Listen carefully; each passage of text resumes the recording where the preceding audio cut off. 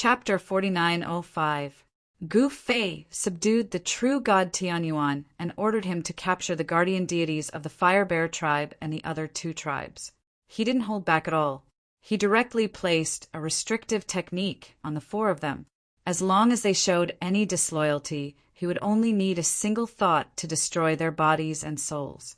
Tianyuan and the others were the supreme deities of their respective tribes.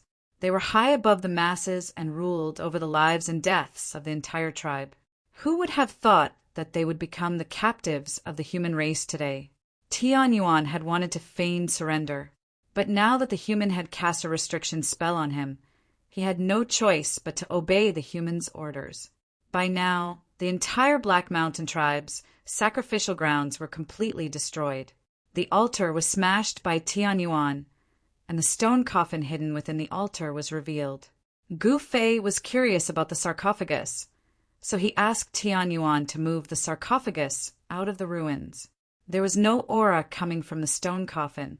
It was so natural that even Gu Fei could not tell which side of the coffin was the lid. Trying to be mysterious, Gu Fei punched out. Bam! A fist mark appeared on the stone coffin. Cracks appeared around the fist mark.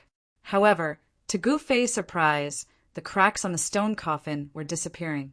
In just a few seconds, the cracks and fist mark on the stone coffin were gone. It can repair itself. Gu Fei was even more interested in the stone coffin now. Could it be? Tianyuan's face turned ugly. He was the guardian deity of the Sky Ape tribe, and he was a true god. His knowledge was not something any ordinary deity could compare to. What do you know? Gu Fei looked at Tianyuan and asked. This guy had returned to his normal form. This stone coffin, could it be the legendary Eternal Coffin? Tianyuan's voice was trembling. Eternal? Eternal Coffin? The Fire Bear tribe and the others were shocked. How could this be? The Fire Bear tribe stammered. Eternal Coffin? What's that? Gu Fei curiously looked at the stone coffin in front of him. The sarcophagus was not big, and it seemed to be made of ordinary rock. There was nothing special about it. Moreover, the sarcophagus was not big, and it was less than 3 meters long. Compared to the other coffins Gu Fei had seen, it was pitifully small. This longevity coffin is a legend of the southern barbarians. It's very strange. Tianyuan pondered for a moment and said, What kind of evil technique? Gu Fei was even more curious. It is rumored that this longevity coffin has the miraculous power to bring the dead back to life. Even if it is a living being that has died countless years ago, as long as its corpse remains, it will be able to come back to life after being buried in the longevity coffin. Tianyuan continued, There's such a thing? Hearing this, Gu Fei could not help but be even more curious. A stone coffin could actually bring people back to life? It's just a legend. However, the strange thing is that all the people who obtained the longevity coffin seemed to experience unimaginable and terrifying things in the end. Tianyuan looked at the sarcophagus on the ground in horror. It's just a sarcophagus. What's there to be afraid of? Gu Fei really despised these guys. They were actually scared by a mere sarcophagus. Master, don't be skeptical. If this sarcophagus is really the legendary longevity coffin, I think it's better if we don't touch it, Tianyuan said. They were really afraid of this sarcophagus, and it was definitely not faked. I'd like to see if this sarcophagus is really that strange, Gu Fei said as he punched the sarcophagus on the ground again. Master! Seeing this, Tianyuan and the others were immediately frightened. Bam! Gu Fei's fist slammed hard on the sarcophagus on the ground. In the next moment, the sarcophagus shook, and another fist mark appeared on it. However, this fist mark also disappeared very quickly. It's really a bit strange. Gu Fei was a little moved. He had used the limitless qi in this punch, which was a supreme qi that was a level higher than the primordial chaos qi. Because infinite qi could be transformed into infinity, which meant that infinite qi could be transformed into any qi in the world. Naturally, it could be transformed into primordial chaos chi. It actually devoured my chi. Gu Fei could not help but be surprised. This sarcophagus was really strange, and it could actually devour infinite chi. This was definitely not a good thing for him. This, Tianyuan and the other deities were also shocked to the extreme. Gu Fei did not say anything. He walked forward and pressed his hand on the sarcophagus. In the next moment, Gu Fei seemed to see countless scenes flashing before his eyes. However, these scenes were very blurry. It was as if there was a figure standing between heaven and earth, facing the endless army in front of him, one man and one blade, killing his way into the army. Unparalleled heroism. Even Gu Fei was moved. In the end, this person died in battle, and someone buried him in a sarcophagus. The scenes that appeared before Gu Fei's eyes flashed, and even Gu Fei himself was shocked. Could it be that there really was a great hero who died in battle and was buried in this sarcophagus? Was this the secret of the longevity sarcophagus? Gu Fei quickly retracted his hand from the sarcophagus. What's going on? Gu Fei stared at the sarcophagus in front of him with a very serious expression. How was he going to take this sarcophagus away? He still could not sense his own inner world because the power he had awakened was very limited. He could not even sense his own inner world. Without being able to sense the existence of his inner world, he could not open it. Move this sarcophagus back to the sage palace first. Gu Fei said to Tianyuan and the other deities. This, Tianyuan and the other deities hesitated. They really did not want to touch this extremely strange sarcophagus. Gu Fei was immediately displeased. Yes, master. Seeing that Gu Fei was angry, Tianyuan and the other deities could only bite the bullet. Just as they moved the sarcophagus into the sage palace of the Black Mountain tribe, the sound of hooves could be heard from outside. A group of scarlet cavalry charged in from outside the Black Mountain tribe like dazzling flames. The leader of the group was a young warrior. This warrior's aura was incomparably strong. He rode on a scarlet scale colt, held a spear in his hand, and was clad in battle armor. He looked very majestic. This, the leader of the Black Mountain tribe, Shan Kuei, immediately cowered when he saw this group of warriors. He immediately led his men and retreated to the entrance of the sage palace. Kill! The leader of the warriors waved his arm and called out. The dozens of scarlet armor guards behind him immediately spurred their horses forward, brandishing their weapons at Shan Kuei and the others. How dare the people of the Black Mountain tribe kill the special envoy of the barbarian sovereign? They deserve to die. Xian Chong was very direct and decisive. How could Shan Kuei's men be a match for the scarlet armor guards? 5 or 6 of them were immediately killed. This shocked and angered Shan Kuei. It's the scarlet armor guards of the barbarian sovereign city. We're dead meat. Chapter 4906. Barbarian Emperor City was not a big city. It was located in a remote area and could not be compared to the bustling cities of the human race. However, Barbarian Emperor City had an advantage that no other city in southern Barbarian could compare to, and that was Barbarian Emperor City was the birthplace of the current Barbarian Emperor. The current Barbarian Emperor had walked out of the Barbarian Imperial City. He had gone through countless dangers and unimaginable hardships. A young man who had walked out of the Barbarian Imperial City had relied on his own efforts and hard work to become the ruler of the countless tribes in the southern barbarian land. The history of the current Barbarian Emperor's growth was the history of a loser's struggle. Barbarian Emperor City was originally a small city, and it was not originally called Barbarian Emperor City. It was only because of the current Barbarian Emperor that it was renamed to Barbarian Emperor City. In the eyes of countless people in southern Barbarian, Barbarian Emperor City was a special envoy. Especially the Red Armor Guards, they were the strongest soldiers within 1,000 miles radius of Barbarian Emperor City. The leader of the Red Armor Guards was called Xian Chong. This guy was also a cruel and merciless person. In the area ruled by Barbarian Emperor City, if there was any resistance, he would immediately lead the Red Armor Guards to annihilate the tribe. Under such an iron rule, countless human tribes around barbarian Emperor City dared not speak up, for fear of offending Xian Chong. But Gu Fei's killing of the barbarian emperor's special envoy was like piercing the heavens. This Xian Chong directly led 1,000 Red Armor Guards to the Black Mountain tribe. Xian Chong did not waste any time. He immediately started killing the Black Mountain tribe. However, what surprised him was that almost all of the Black Mountain tribe's people ran away. There were only 20 people left, and he was not happy that he could not start a massacre. Kill them all.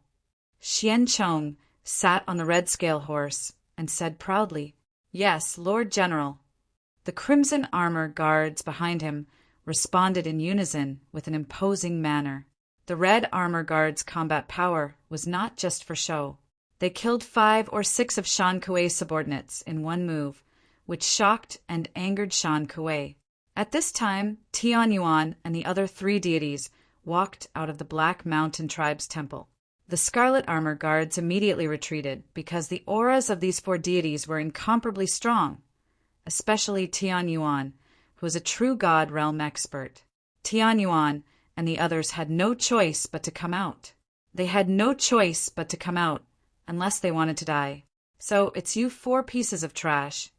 Xian Chong had long sensed the 4 fellows in the sacred hall. He was surprised to see them come out. Lord Xian! Tian Yuan didn't even dare to look at Xian Chong, who was riding on the red-scaled colt. "Do you want to end it yourselves, or do you want me to do it?"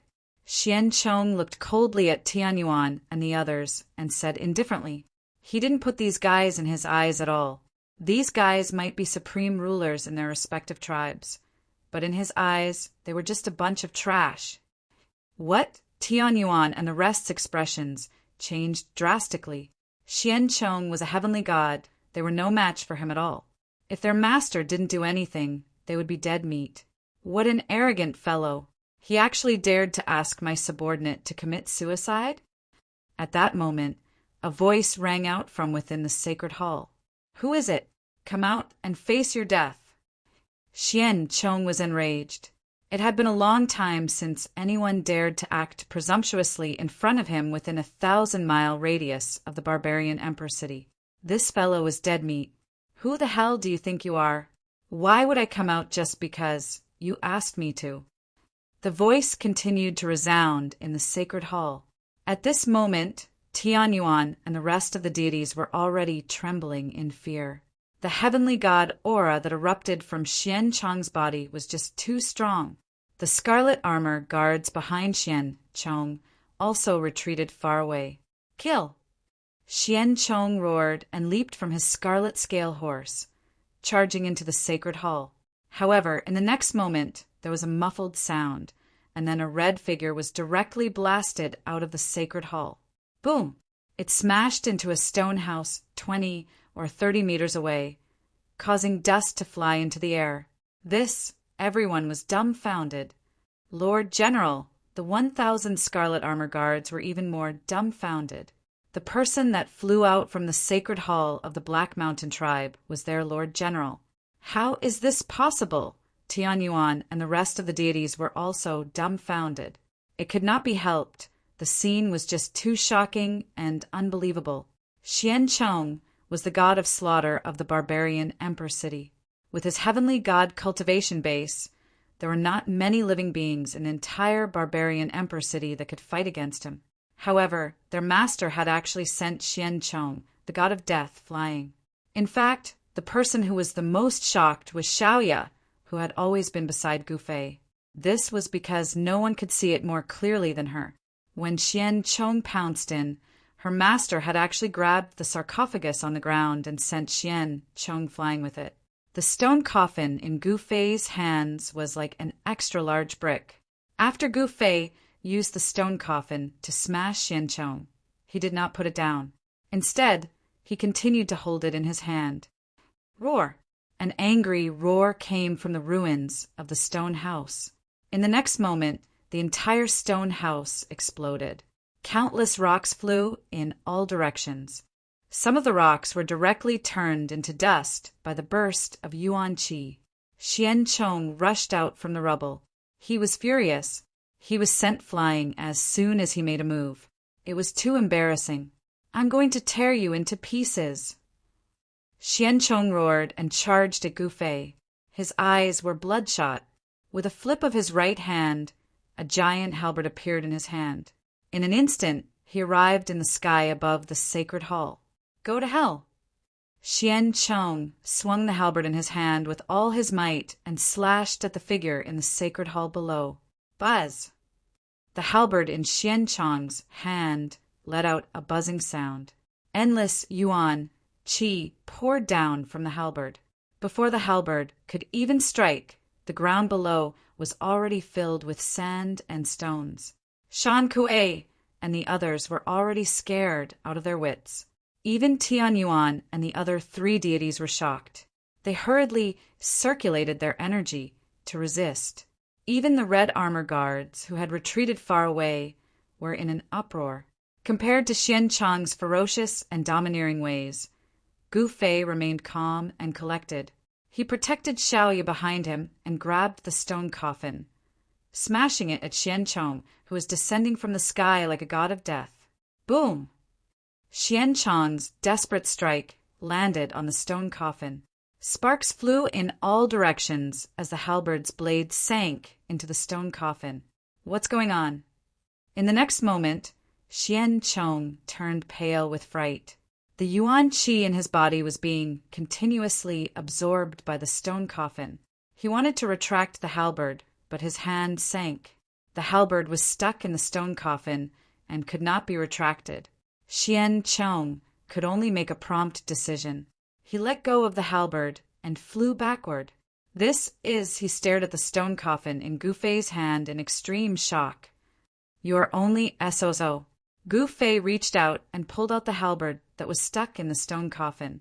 He saw that the hole in the stone coffin was repairing itself at a visible speed. Longevity Coffin? Chapter 4907. The Longevity Coffin was a legend of Nanman, a legend about the rise of the human race. In the distant past, Nanman was the world of countless foreign deities, and the human race was just a slave enslaved by the foreign deities. However, a human powerhouse appeared out of nowhere and fought a bloody battle. In the end, he swept across the entire Nanman with his own strength and suppressed the entire Nanman, becoming the first barbarian emperor of Nanman. The Longevity Coffin was the coffin of the first barbarian emperor of the human race. At that time, everyone in the human race hoped that this great hero could be reborn.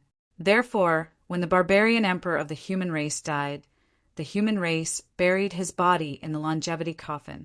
As for whether the barbarian emperor of the human race, who swept across Nanman and killed so many foreign deities, was reborn in the end, no one knew. That was because the Longevity Coffin had appeared too long ago. Moreover, it was an unfathomable mystery. In the present world, no one knew the ins and outs of the Longevity Coffin. However, everyone who had obtained the Longevity Coffin seemed to have met a tragic end. How is this possible? High up in the sky, Xian Chong stared at the stone coffin in Gu Fei's hand, his voice trembling. This stone coffin was extremely strange. It could actually repair itself. The hole on the stone coffin that was cut by Xian Chong's halberd had completely disappeared. At this time, everyone was shocked to the extreme. Gu Fei actually defeated Xian Chong, a Heaven Realm powerhouse. Could he be stronger than a Heaven Realm powerhouse? Thinking of this, whether it was Xiaoya, the old shaman in the sacred hall, or Shan Kuei and the others outside the sacred hall, they were all surprised and delighted. When Gu Fei killed the barbarian emperor's envoy, they were scared to death. One must know that the barbarian emperor was the ruler of Nanman, the strongest existence in Nanman. No one was optimistic about Gu Fei. Killing the envoy was equivalent to courting death. Therefore, the entire Black Mountain tribe fled, and the entire tribe was finished. Who would have thought that Gu Fei was a wolf in sheep's clothing? He actually had such powerful combat power. Even Xian Chong seemed to be no match for him. If those who left knew about this, their intestines would probably turn green with regret. Haha, I didn't expect the longevity coffin to appear here. If I can offer it to the barbarian emperor, won't I soar? Xiancheng's expression changed several times before he suddenly laughed out loud. He was proud and arrogant, so how could he be willing to stay in a remote place like barbarian imperial city? Offering up the longevity coffin was definitely a rare opportunity for him to leave the wildlands. That's a good idea, but do you have the ability to take this sarcophagus for me? Gu Fei placed the longevity coffin on the ground and stood with his hands behind his back. Then he smiled at Xiancheng, who was up in the sky. Little fellow, you don't know the immensity of heaven and earth. You think you're invincible just because you took advantage of me? What a joke. As Xiancheng spoke, he flipped his right hand, and a large bow immediately appeared in his hand. He pulled the bowstring and drew the bow. In the next moment, the surrounding spiritual energy frantically gathered towards the man and the bow. 3 spiritual arrows condensed from the spiritual energy of the world appeared on the bow. Powerful yuan qi fluctuations erupted from the man and the bow. Everyone was incomparably shocked. At this moment, Xiancheng became the most eye-catching existence. However, Gu Fei remained calm. With a wave of his hand, he sent Xiaoya and the old high priest out of the sacred hall. If they were affected by the shock waves of a battle of this level, the 2 of them would definitely die. He pulled out the halberd beside him and looked coldly at Xiancheng in the sky. Kill! Xiancheng exhaled and released his hand. 3 dazzling arrows shot towards Gu Fei in the sacred hall. The arrows were like meteors chasing after the moon, descending from the sky. Then I'll play with you. As Gu Fei spoke, he waved the halberd in his hand to block the arrows. Clang! One of the arrows was shattered by the halberd in Gu Fei's hand. As for the other 2 arrows, one brushed past his forehead, while the other hit his left shoulder. However, what shocked Xiancheng was that the arrow that hit Gu Fei only pushed Gu Fei back a few steps before shattering. It did not harm Gu Fei at all. My martial body has been tempered hundreds and thousands of times. How can a mere arrow formed from spiritual energy hurt me? As Gu Fei spoke, he soared into the sky and charged towards Xiancheng. His aura was imposing and his murderous aura was shocking. Damn it!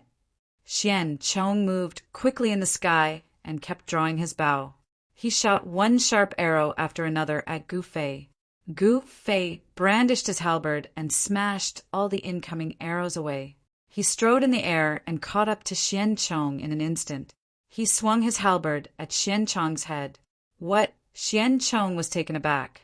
In the next moment, he moved several meters to the side and dodged Gu Fei's halberd. Gu Fei was a little surprised. Xiancheng's ability to escape was not bad. Looks like I have to be more serious. At this moment, Xiancheng seemed to have changed into a different person. He gave off a cold aura and a terrifying wave of yuan qi erupted from his body. This is your true strength. Gu Fei did not continue to attack. At least you know what's good for you. Xiancheng sneered. His ambition was higher than the heavens. He actually sealed his own cultivation. He sealed his own cultivation to the Xiantian realm, then to the heavenly god realm, and then sealed his own cultivation to the heavenly deity realm. He used this method to accumulate experience and power. When his cultivation reached a certain level, he would break through to the divine king realm and become a divine king. This method was the safest way to break through to the divine king realm. He followed the 3rd son of the barbarian king temporarily. He was very ambitious and was not willing to stay in this small place. Swoosh!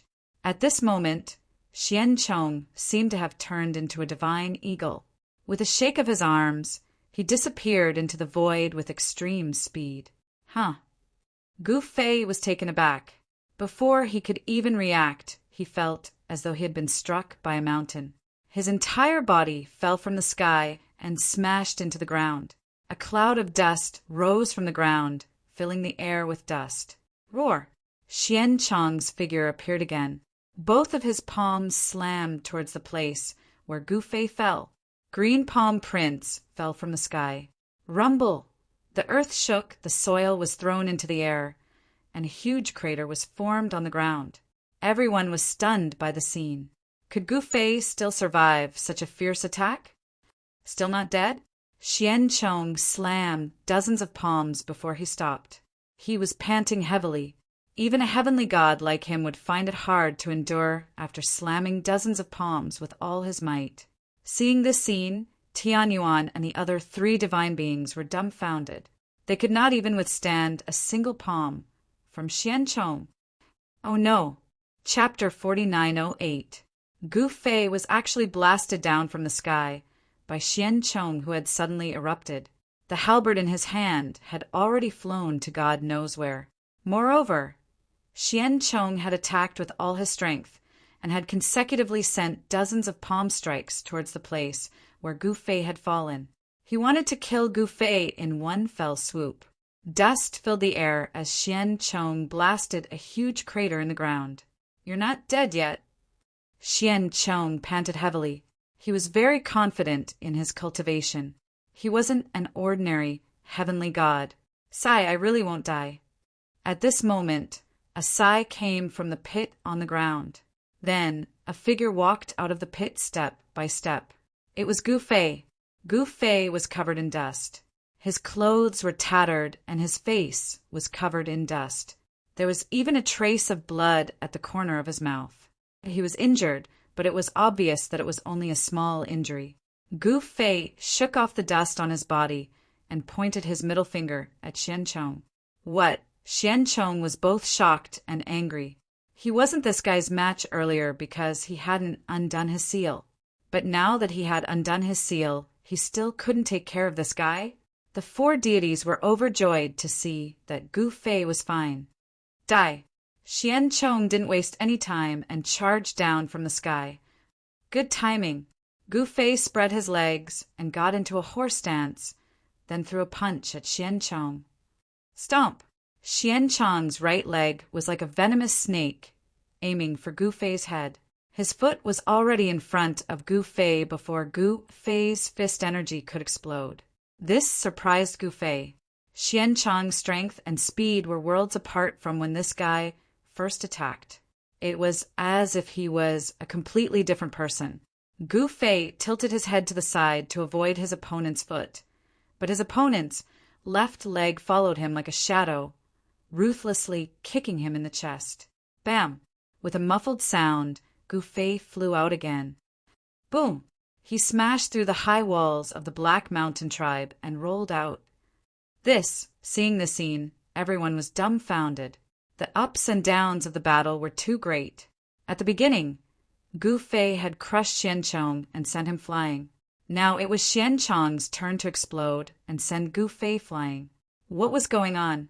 The emotions of the 4 deities were also fluctuating along with the battle. At this moment, they were already in the same boat as Gu Fei. If Gu Fei was killed by Xian Chong, they would be buried with him. Hence, they could only pray that Gu Fei would defeat Xian Chong. Sigh, not bad. Let's continue. Gu Fei walked through the hole in the wall, patted the dust off his body, and soared into the sky again. He had an incomparably strong martial body. Xian Chong's attack did not cause much damage to him. On the other hand, his martial body was constantly devouring Xian Chong's vitality. Just like that, the dormant power in Gu Fei's body was gradually awakening. It was as if he had a super treasure, but he could not find the key to open it. Now he seemed to have found the key.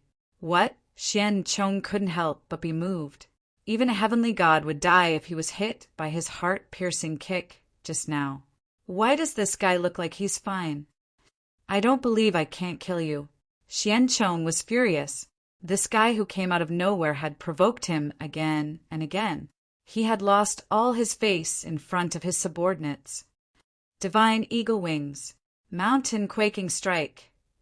Xian Chong once again transformed into a divine eagle and increased his speed to the extreme. He appeared above Gu Fei's head in an instant. In the next moment, his fist smashed down on Gu Fei's head. Roar! Gu Fei roared and met the attack with his fists. Boom! Fist against fist. Gu Fei fell from the sky from Xian Chong's mountain-quaking fist. Like a meteorite, he smashed into the ground and created a huge pit. Xian Chong was also sent flying by Gu Fei's fist energy. However, in the next moment, Xian Chong directly pounced on Gu Fei from the sky. The two of them fought their way into the ground. The ground undulated like waves and cracks appeared on the ground. Even the Black Mountain tribe's sacred hall was on the verge of collapse. In Xian Chong's eyes, Gu Fei was like a cockroach that couldn't be killed. No matter how powerful his attacks were, he couldn't seriously injure this guy. This made Xian Chong extremely depressed. The most unbearable thing for Xian Chong was that he had suffered a few punches from this guy. These punches caused his blood to boil, and he almost vomited blood. Unknowingly, Xian Chong didn't even know how much of his yuan qi had been sucked away by Gu Fei. By the time he realized it, it was already too late. Boom! Two figures broke through the ground and rushed out. Heaven quaking fist, heaven quaking fist. Xian Chong directly used his trump card. His entire body turned into a ball of green light, like a green sun, and rushed towards Gu Fei. I'll grab it. Gu Fei extended his right hand and directly grabbed the ball of green light. He grabbed the fist hidden in the green light. Bam! With a muffled sound, Gu Fei felt an unprecedented force colliding with his opponent's fist. His entire body trembled a few times because of the opponent's fist force. He wanted to dissolve the opponent's fist force, but the fist force was too strong. Gu Fei was sent flying again. Boom! Boom! Boom! Boom! He crashed through 2 stone houses in a row and then into a 3rd stone house. He was directly buried under the rubble of the collapsed stone house. Is he dead now? This battle made Xian Chong doubt his life. This was the first time he had encountered such a powerful opponent. His opponent's cultivation level was not high, but he had an incomparably strong body. The green light on Xian Chong's body began to dissipate. He felt like his body was being hollowed out after that punch. Master! Tianyuan and the other deities almost couldn't help but flee when they saw this scene. Master! Tears welled up in Xiao Ye's eyes. As for the old high priest, he was already paralyzed on the ground. The general is mighty. The general is invincible. The 1,000 red troopers cheered loudly when they saw this. Their general was still the best after all. That guy had overestimated himself and dared to fight with their general. It's over, it's all over. Shan Kuei and his subordinates were in complete despair. However, at this moment, the sound of a stone rolling was heard. Everyone looked in the direction of the sound and saw the pile of rubble that Gu Fei was buried in move. Then, an arm reached out from the rubble. Everyone's eyeballs almost fell to the ground when they saw this. He's not dead? How is this possible? Chapter 4909. You still can't kill this guy? Xian Chong was dumbfounded. He had used every ounce of strength he had in that punch, but it still couldn't kill this guy. How else could he fight? At this moment, the pile of rubble started to shake and rocks started to roll down. A man climbed out from the rubble. Who else could it be other than Gu Fei? Tui. After climbing out of the rubble, Gu Fei spat out a mouthful of blood and sat on a rock, panting. His right hand was bent in a strange way. It was obvious that many of the bones in his arm had been broken. However, his right arm was constantly vibrating. The bones in his arm were returning to their original position, and his muscles were rapidly growing and healing.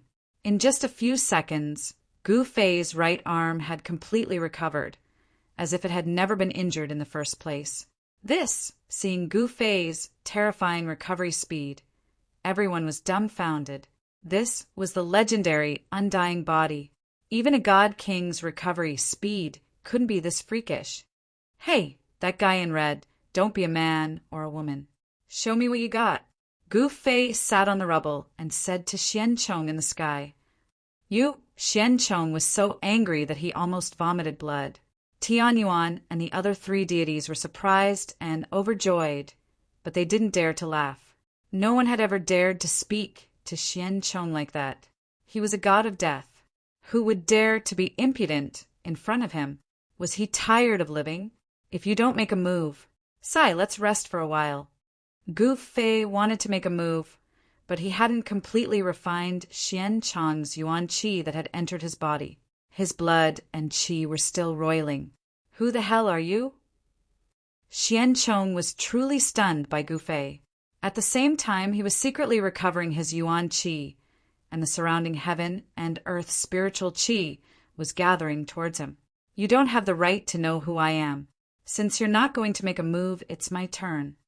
As Gu Fei spoke, he stood up from the pile of rubble. Preposterous! Xian Chong was both shocked and angry. He took out something that looked like a carrot and took a few bites. A faint medicinal fragrance filled the air.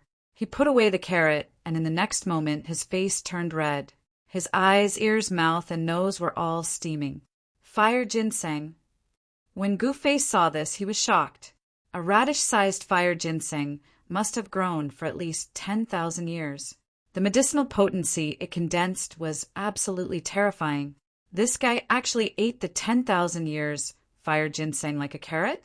After eating the 10,000-year fire ginseng, Xian Chong's body was undergoing astonishing changes. His natal yuan qi was yin qi, but this 10,000-year fire ginseng was yang qi. If yin and yang appeared on the same person at the same time, then there would be a problem. Yin and yang gathered in his body.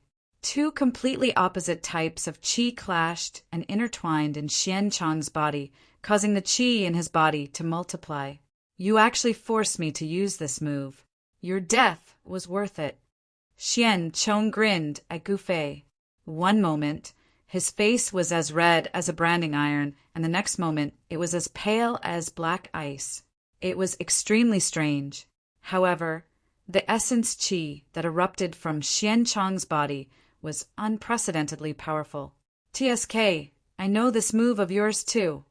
As Gu Fei spoke, the qi in his body quickly transformed into yin and yang qi. His face turned red from time to time, then white from time to time. How is this possible? When Xian Chong saw this, he was really shocked. This was his unique move. How could the other party know it too? Moreover, this guy didn't eat the 10,000-year fire ginseng. Could it be that he had cultivated yin and yang qi in his body? Kill! Xian Chong roared in anger and directly rushed towards Gu Fei. He didn't care too much about Gu Fei. He just wanted to kill this guy first. He struck out with his palm, and yin and yang qi gathered in his palm before exploding out. Eat my yin-yang blazing palm. Xian Chong roared, and the violent palm force instantly enveloped Gu Fei. Have a taste of my yin-yang fist. Gu Fei grinned and also punched out. His punch was different from Xian Chong's fist technique. His fist force was drawn but not released, directly breaking through Xian Chong's mighty fist force. Bang! Kacha! The 2 fists instantly collided, and the sound of bones breaking was heard. Xian Chong screamed and was sent flying. This time, the battle situation was reversed again. Now, it was Xian Chong's turn to be abused by Gu Fei. With just one punch, Xian Chong's right arm was broken by Gu Fei's punch. How is this possible? Xian Chong roared like a madman. In my opinion, nothing is impossible. Gu Fei took a step forward and instantly caught up to Xian Chong. Then he punched out again. Bang! With a muffled sound, Gu Fei's punch landed squarely on Xian Chong's chest, causing it to collapse. Xian Chong was sent flying more than 10 zhang away and directly smashed into a stone house. What goes around comes around. This time, it was Xian Chong's turn to be buried under the collapsed stone house. Now you feel good, right? Gu Fei maintained his punching posture and said with a solemn expression, Lord General, seeing Xian Chong being sent flying by Gu Fei's punch and buried under the rubble. They couldn't help but turn pale with fright. The two deputy generals immediately led their men and rushed towards the collapsed stone house. The iron hooves of the red-scaled colts caused the ground to shake and dust to fly. These soldiers were not bad. To be able to train such a troop of soldiers, Xian Chong did indeed have some ability. The two deputy generals jumped down from their horses and rushed forward to move the stones. The red armored guards also got down from their horses and rushed forward. The people of the Black Mountain tribe lived in stone houses. They used materials from the local area. These were not ordinary stones, but black rocks that were extremely hard. Being buried under these black rocks was definitely not a comfortable thing. The group of red armored guards quickly moved the stones away and rescued Xian Chong, who was buried under the stones. At this moment, Xian Chong was in an extremely sorry state. His right arm was broken, his chest was caved in, and his body was covered in blood. He was half dead. However, because he was a heavenly god, he wouldn't die even if he suffered such a serious injury. However, he didn't have a terrifying recovery ability like Gu Fei. If he wanted to recover, he would need at least 1 to 2 weeks. General, the two deputy generals carefully carried Xian Chong out. Go! Xian Chong spat out these 2 words from his throat. Front team, clear the path. Back team, defend. One of the deputy generals roared, and the 1,000 red armored guards quickly got on their horses and started moving. Ha! Gu Fei laughed. You still want to leave at this time? Do you think I'm invisible? Gu Fei said while laughing. At this moment, the red armored guards' faces were very solemn. They immediately protected Xian Chong and retreated. What are you waiting for? It's your turn, Gu Fei said to Tianyuan and the other 3 who were watching the show. Yes, master. Chapter 49:10. Trying to escape just because you can't win? Xian Chong was too naive. He was the god of death within 1,000 miles of the barbarian emperor city. As long as a tribe offended him, there would only be one outcome: annihilation by him. However, today he wanted to bring the red armor guards to destroy the Black Mountain tribe. Who would have thought that a freak would appear and defeat him? Thus he was out of luck. At this time, the 1,000 red armor guards quickly retreated under the command of the 2 deputies. However, under Gu Fei's command, Tianyuan and the other 3 deities charged towards the red armor guards. Roar! The sky ape instantly transformed into a giant ape that was even bigger than a mountain. He directly stomped on the scarlet armor guard. What? When the scarlet armor guard saw this scene, they were so scared that they almost peed their pants. All the scarlet armor guards scrambled to hide in all directions. Boom! As the giant ape's foot landed, more than a dozen red armor guards could not dodge in time and were crushed into meat paste along with their horses. Damn it! A deputy general of the scarlet armor guard bellowed. He leaped up from his horse and charged towards the giant ape. This was a true God realm expert. In the Void Realm, only true God realm beings could be called true deities. Boom! The deputy punched out and blocked the giant ape's palm. Powerful yuan qi rippled out in all directions. The surrounding red armor guards were shaken by this force and were in a sorry state. At this time, Huaxiong, Tianlang, and Jinshi were also making their moves. These 3 were revered as deities by their respective tribes, so they naturally had some skills. Huaxiong, in particular, spat out a fireball towards the red armor guards. Boom! With a loud bang, the fireball blasted into the midst of the red armor guards and exploded. The fire instantly enveloped an area of more than 100 feet in radius. 20 to 30 red armor guards were engulfed by the fire. They screamed and struggled in the sea of fire, but were soon burned to ashes. The heavenly wolf had a pair of wings. With a flap of its wings, astral winds howled, and countless scarlet guards were swept into the air. Then they fell from the sky. If they weren't smashed to death, they were at least half dead. The golden lion, on the other hand, was extremely ferocious.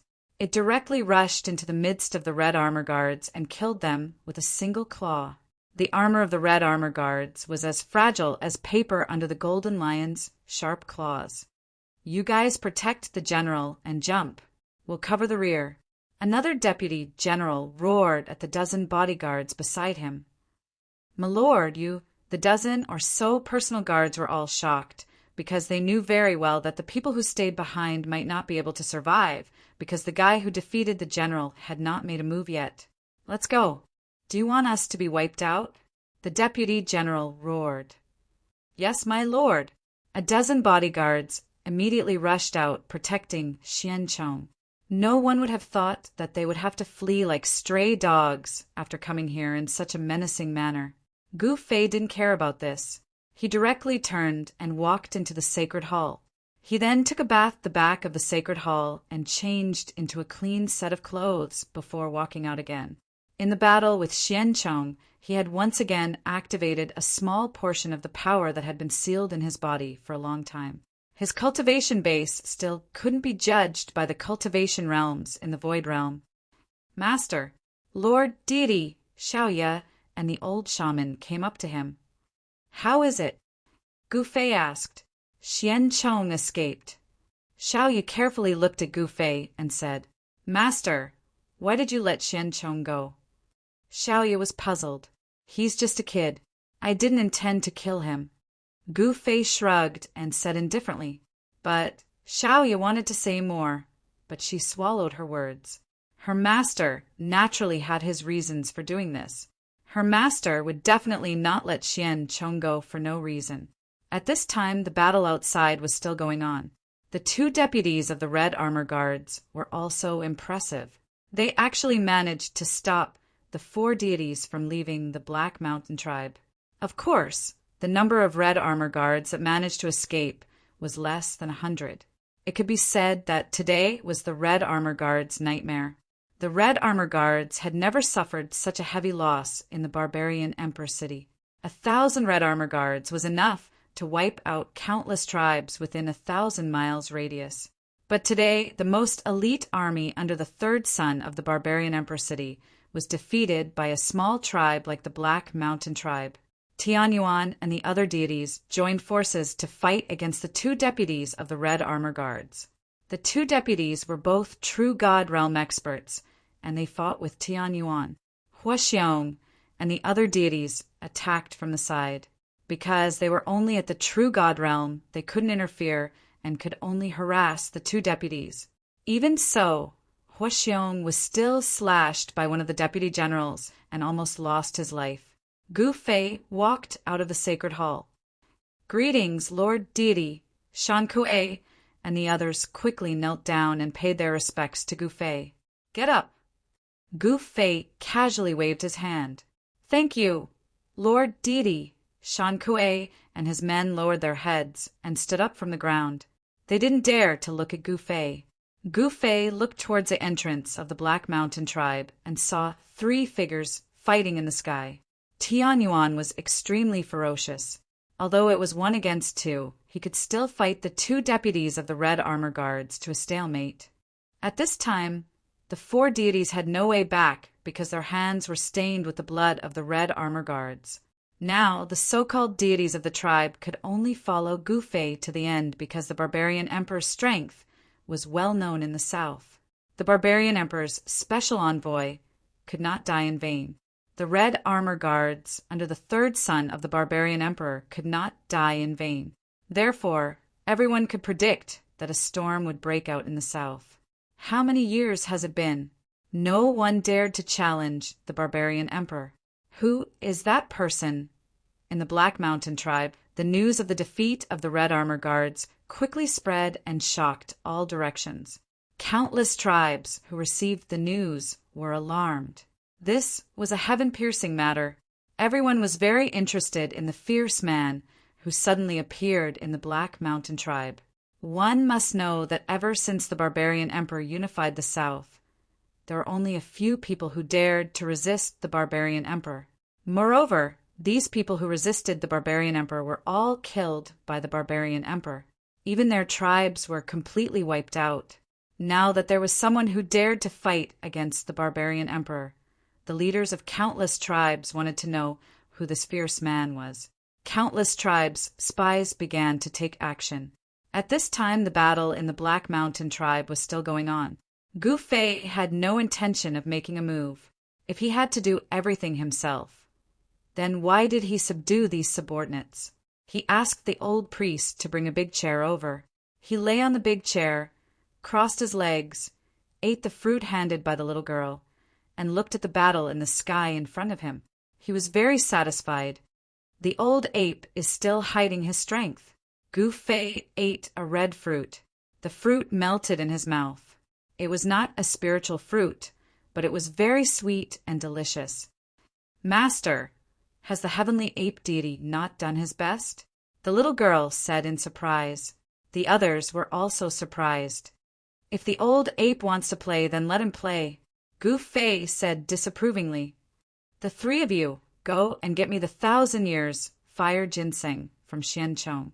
Gu Fei said to Huixiong and the other two deities. Yes, master. Chapter 49:11. The result of the battle in the Black Mountain tribe was beyond everyone's expectations. The Scarlet Guards, under the third son of Barbarian King, were defeated. The news spread and shook Southern Barbarian. This happened in the area under the jurisdiction of the third son of Barbarian King. Man Yao was so angry that he directly smashed the throne in the palace. Xian Chong was carried directly to the palace. He was lying motionless on a stretcher. His body was stained with blood. This was the masterpiece of the three great gods, Huixiong, Tianlang, and Jinshi. They caught up to the group of scarlet armor guards that were protecting Xian Chong, and then the group of scarlet armor guards was abused by them. They didn't kill Xian Chong, but he was miserably beaten. God knows how many bones in his body were broken, and everything on him was taken away by the three gods. Of course, the three gods' target was the 1,000-year fire ginseng, because it was what their master wanted. They naturally didn't dare to neglect it. Damn it! In the palace, the third son of Barbarian King, Man Yao, was trembling with anger. Someone go and kill that guy for me. Man Yao stood in front of the throne and glanced at his subordinates. No one in the palace spoke. Xian Chong, lying on the stretcher, was a warning. Who would dare to provoke the unknown existence of the Black Mountain tribe? Since these fellows were able to stand in the main hall of the barbarian Emperor City's Lord Estate, they were all incomparably shrewd fellows. All of them wanted to protect themselves, so it was better to let others do the arduous and thankless work. A bunch of trash. Why should I raise you? You're better off raising a group of pigs. Man Yao scolded the people below. Everyone in the palace had a dignified expression. Although they were scolded, no one spoke. These guys were really good at enduring, really pissing me off. Man Yao said while gasping for breath. He was very disappointed. Although he was the city lord of Barbarian King City, he didn't have many subordinates. This was much worse than when he was in Nanman City. In Nanman City, he could call the wind and summon the rain. In this barren place, he was like a dragon trapped in a small pond. These years he was going crazy. Don't think I don't know what you're thinking. You want to do nothing? Dream on. Man Yao roared at the people in the hall. City Lord, don't you feel bored? If that's the case, why don't you send out the City Lord's order and summon all the tribes in your territory to come and destroy the Black Mountain tribe? An old man walked out and said to Man Yao, Old Amo, that's a good idea. Man Yao's eyes lit up. He was the city lord of Barbarian Emperor City, and there were countless human tribes in his territory. He had the authority to command these tribes in his territory. Moreover, these tribes had to obey the orders of him, the city governor of Barbarian Emperor City, and those who disobeyed would be seen as rebels and would be annihilated. Then pass down my city, Lord's order. Order all the lords of the various tribes to lead their elites to Barbarian Emperor City at once. Man Yao shouted. He would do what he thought and never hesitate. His decisive personality was similar to his father's. Yes, City Lord. Then, old man Amo left the hall after receiving the order. Soon, messenger eagles soared into the sky from Barbarian Emperor City and flew in all directions. Meanwhile, the battle at the Black Mountain tribe came to an end. The 2 deputy generals of the Crimson Armor Guards didn't manage to leave the Black Mountain tribe alive. In the end, they were killed by Tianyuan in the mountains outside the Black Mountain tribe. However, everyone was only happy for half a day when news came that the city lord of Barbarian Emperor City, Manyao, had issued a city lord order to the surrounding tribes, gathering all the lords and gods of the tribes, and he intended to attack them together. This, Shan Kuei and the others were shocked. No one expected Barbarian Emperor City to retaliate so quickly and fiercely. They actually wanted to summon all the tribes and divine spirits to annihilate them. On the other hand, Tianyuan, Huaxiong, and the other divine spirits were still calm, because Xianchong was one of the strongest fighters in Barbarian Emperor City. Of course, the 3rd son of Barbarian Emperor Man Yao had never fought before, so no one knew how strong he was. In fact, the reason why Gu Fei didn't kill Xianchong and let Huaxiong and the others torture Xianchong was to provoke the 3rd master of Barbarian Emperor City to make a move. However, the 3rd master didn't play his cards normally. He actually summoned all the heroes to besiege Xianchong. Since that was the case, then he would play with him. Gu Fei directly ordered the gods of Tianyuan, Huaxiong, Tianlang, and Jinshi to move their respective tribes to the Black Mountain tribe so that they wouldn't be defeated by the 3rd master one by one. And the 3rd master of Barbarian Emperor City needed time to summon all the lords and divine spirits in his territory. Taking advantage of this time, Gu Fei could also make some arrangements. However, even if Gu Fei defeated Xianchong, there were still not many people who were optimistic about his chances. After all, Barbarian Emperor didn't rule South Barbarian in a day and night. His cultivation base and combat strength were definitely the first in South Barbarian. How could this guy who came out of nowhere be a match for Barbarian Emperor? If Gu Fei wanted to compete with Barbarian Emperor, it was tantamount to hitting a stone with an egg and digging his own grave. After the people of the 4 major tribes learned that their gods had surrendered to Gu Fei, more than half of the people of the 4 major tribes also dispersed. There were only a few thousand people who really stayed. This made the 4 great gods feel very helpless. The power of Barbarian Emperor was really unimaginable. Those who left will come back.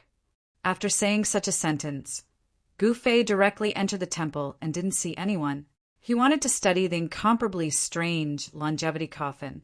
This longevity coffin was interesting. It seemed to have a life of its own and could even devour vitality. All the attacks that hit the stone coffin couldn't really cause any damage. Gu Fei was really curious. Was there really a great hero buried in this stone coffin? No one could answer Gu Fei. At this time, the stone coffin in front of him was completely silent. There was no aura coming out. It was natural, as if it was born from heaven and earth. Could it be? A possibility came to Gu Fei, and he couldn't help but be inexplicably shocked. This stone coffin had the power to bring the dead back to life. Could it be the legendary heavenly embryo?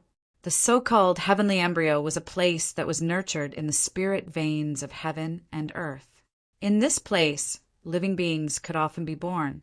However, there are people who wanted to be reborn, so they buried themselves in the heavenly embryo, using the characteristics of the heavenly embryo to want to be reborn against the heavens. The so-called heavenly embryo was actually incomparable to the chaos embryo. The chaos embryo gave birth to heaven and earth, while the heavenly embryo gave birth to innate life. Forget it. Who cares who is buried here? What does it have to do with me? Gu Fei directly threw the longevity coffin to the side. At this time, the Barbarian Emperor City was incomparably lively. The entire city seemed to be filled with people, and the roars of wild beasts could be heard everywhere. And this was still in the city. The scene outside the city was even more spectacular. The outskirts of the Barbarian Emperor City were densely packed with people. Banners fluttered in the wind, and killing intent soared to the sky. All the tribes within 1,000 miles had sent their most elite soldiers to the Barbarian Emperor City. Chapter 49:12. The current Barbarian Emperor City had never been so lively.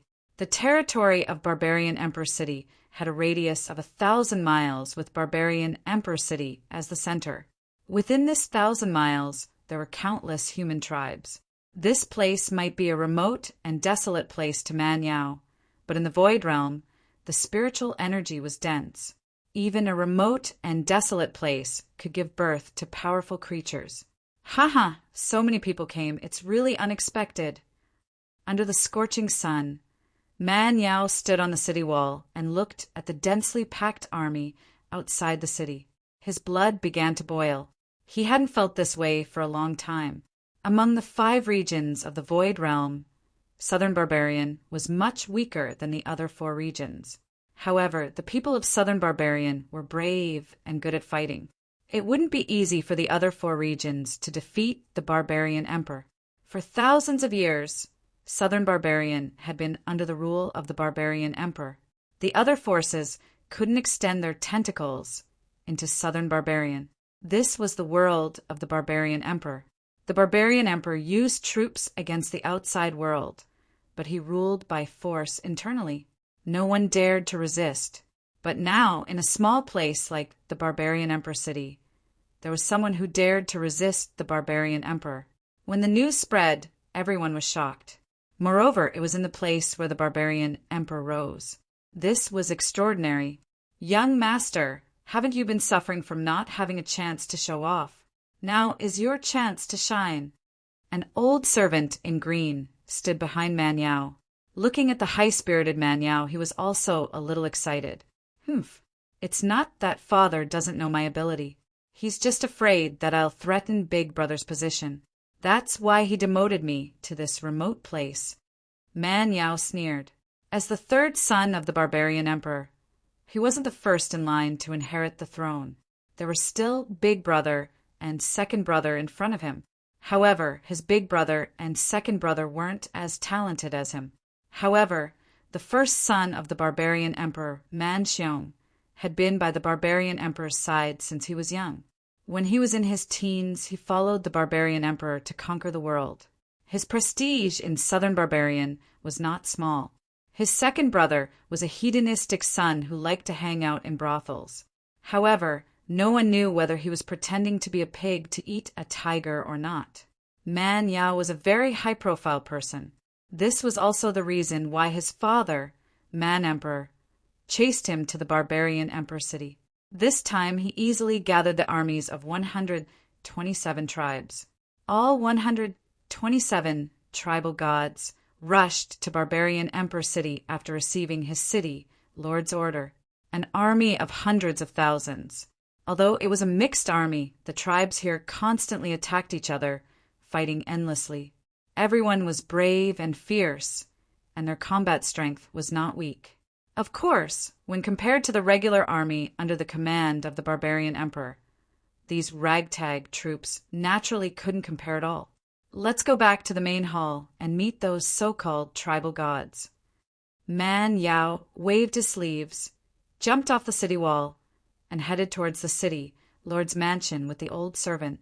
At this time, all the divine spirits of the 127 tribes had gathered in the main hall of the city lord's mansion.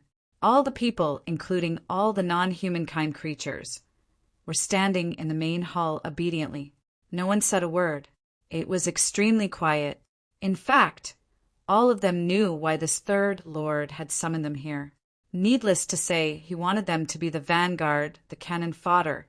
However, even if they knew that the third lord of the Barbarian Emperor City wanted them to be cannon fodder, they didn't dare to not come, because those who didn't listen to the order would be seen as traitors. The consequences of rebellion were very serious. They would be directly annihilated, and the entire tribe would be finished. Even the tribal gods wouldn't be able to escape. They would be directly killed, their bodies and souls destroyed. Third Lord has arrived. A voice came from outside the main hall, and then the light at the entrance of the main hall dimmed. A figure walked in with majestic steps. Compared to the grand scene in Barbarian Emperor City, the Black Mountain tribe was much more deserted. There was not a single person in the huge Black Mountain tribe's territory. Most people were gathered around the Black Mountain tribe's divine palace. Everyone felt that they would only be safe if they gathered around Gu Fei. This was not wrong, because even Tian Yuan Huaxiong and the other foreign races' gods were gathered around the divine palace. Gu Fei, who was regarded as a supreme deity by them, was now in the divine temple, idly listening to the old priest introduce the situation of the surrounding tribes. However, because of the limitations of the old shaman, he didn't know how many human tribes were scattered across the entire barbarian emperor city. At this time, even if Gu Fei didn't cultivate, the qi in his body would constantly devour the surrounding spiritual qi of heaven and earth. A small part of the yuan qi that was sealed in his body had also awakened. If Xian Chong came to cause trouble now, he could slap this guy back to his grandmother's house. "Master, how confident are you?" Xiao, you couldn't help but ask. "I don't know." Gu Fei smiled. "You don't know." The old shaman's hand trembled when he heard this, and the bowl of meat soup fell to the ground. The old shaman quickly picked up the bowl. At this time, in the courtyard of the divine palace, a large bronze cauldron was boiling a large pot of meat soup. This was the meat soup that Shan Kuei and his men had hunted in the nearby mountains. The prey that Shan Kuei and his men hunted included wild boars, birds, and even a large snake. Their method of processing the prey was also very simple. After cleaning it, they directly chopped it up and threw it into the cauldron to cook. This kind of meat soup was very delicious. Gu Fei was also a human, and he also needed to eat. He also drank meat soup and drank liquor with Xiaoya and the rest. Outside the divine palace, Shan Kuei and his men were also using the cauldron to cook meat soup or building a bonfire to roast the prey that they hunted. The people of the primitive tribes ate simple food. Thousands of people ate together, and the Black Mountain tribe was filled with smoke. It was a peaceful scene. Regardless of which world they came from, they all worked hard to eat their fill. Everyone worked hard to survive. It was that simple as long as they could survive. Gu Fei felt a little emotional. Wasn't he also fighting for survival? "You guys don't have to be so afraid of me. I'm also a human. Actually, the gods are just some powerful living beings. What's there to be afraid of?" Gu Fei said to Xiaoya and the old shaman. Xiaoya and the old shaman were shocked. This was the first time they heard of such a saying. Humans could also defeat the gods, but the gods were all high and mighty, as though they were above the mortals. To the old shaman and the rest, the gods were powerful and mysterious existences. However, the arrival of Gu Fei had shattered their understanding. Those mysterious and powerful gods trembled in fear in front of a human like Gu Fei. This scene shocked Xiaoya and the old shaman. At this time in the barbarian emperor city, which was about 300 miles away from the Black Mountain tribe, the army of 127 tribes started to move out, heading towards the Black Mountain tribe. Chapter 49:13. When the army of barbarian sovereign city charged towards the Black Mountain tribe, the people of the Black Mountain tribe were cooking meat soup and barbecuing their prey. In the evening, the sunset glow was like blood. Smoke rose from the chimneys of the Black Mountain tribe. The atmosphere was calm and peaceful. No one knew how long this peaceful scene would last. The barbarian sovereign city was only 300 li away from the Black Mountain tribe. With the speed of the army of barbarian sovereign city, the vanguard of the army would reach the Black Mountain tribe by tomorrow morning or noon at the latest. This was because there was an air force in the army. It was the winged army of the winged tribe. Every soldier of the winged tribe rode a winged beast. The speed of the winged army was much faster than the army on the ground. The winged tribe sent out all their elites this time. All 5,000 winged army were dispatched. This was the strength of the winged tribe. 5,000 winged army was equivalent to 5,000 winged beasts. Only the winged tribe could send out so many winged beasts because the guardian deity of the winged tribe was a god, realm winged beast king. Only the king of the winged tribe could control so many winged beasts. The king of the winged tribe wasn't stupid. it wouldn't bring its 5,000 winged army to the Black Mountain tribe. Even someone as powerful as Xianchong was crippled. It wasn't a match for Xianchong. The 5,000 winged army wouldn't even be enough to fill the gap between the teeth of that guy in the Black Mountain tribe. Because the Heavenly Ape, Fire Bear, Heavenly Wolf, and Golden Lion tribes were subdued by that guy. The Heavenly Ape was a heavenly god. Unless the head of the winged tribe was kicked by a donkey, it wouldn't dare to bring its troops to the Black Mountain tribe alone. After nightfall, the army of barbarian Sovereign City was still advancing. Wherever they passed, all the powerful beings retreated. Even some powerful solitary cultivators retreated quietly. Who dared to block their path? This was the army of the Third Lord. Man Yao led the army until late at night before setting up camp. He wasn't in a hurry. This time he took it as a chance to relax. Staying in the barbarian Sovereign City for the past few years was too boring. It was rare for him to have an excuse to summon the tribes in the territory. In fact, if Gu Fei didn't kill the envoy of the barbarian sovereign, Man Yao wouldn't have the authority to summon all the tribes in the territory, even if he was the third son of the barbarian Sovereign City. No one dared to blatantly raise an army. In the southern barbarians, anyone who raised an army would be regarded as a traitor and would have their entire clan exterminated.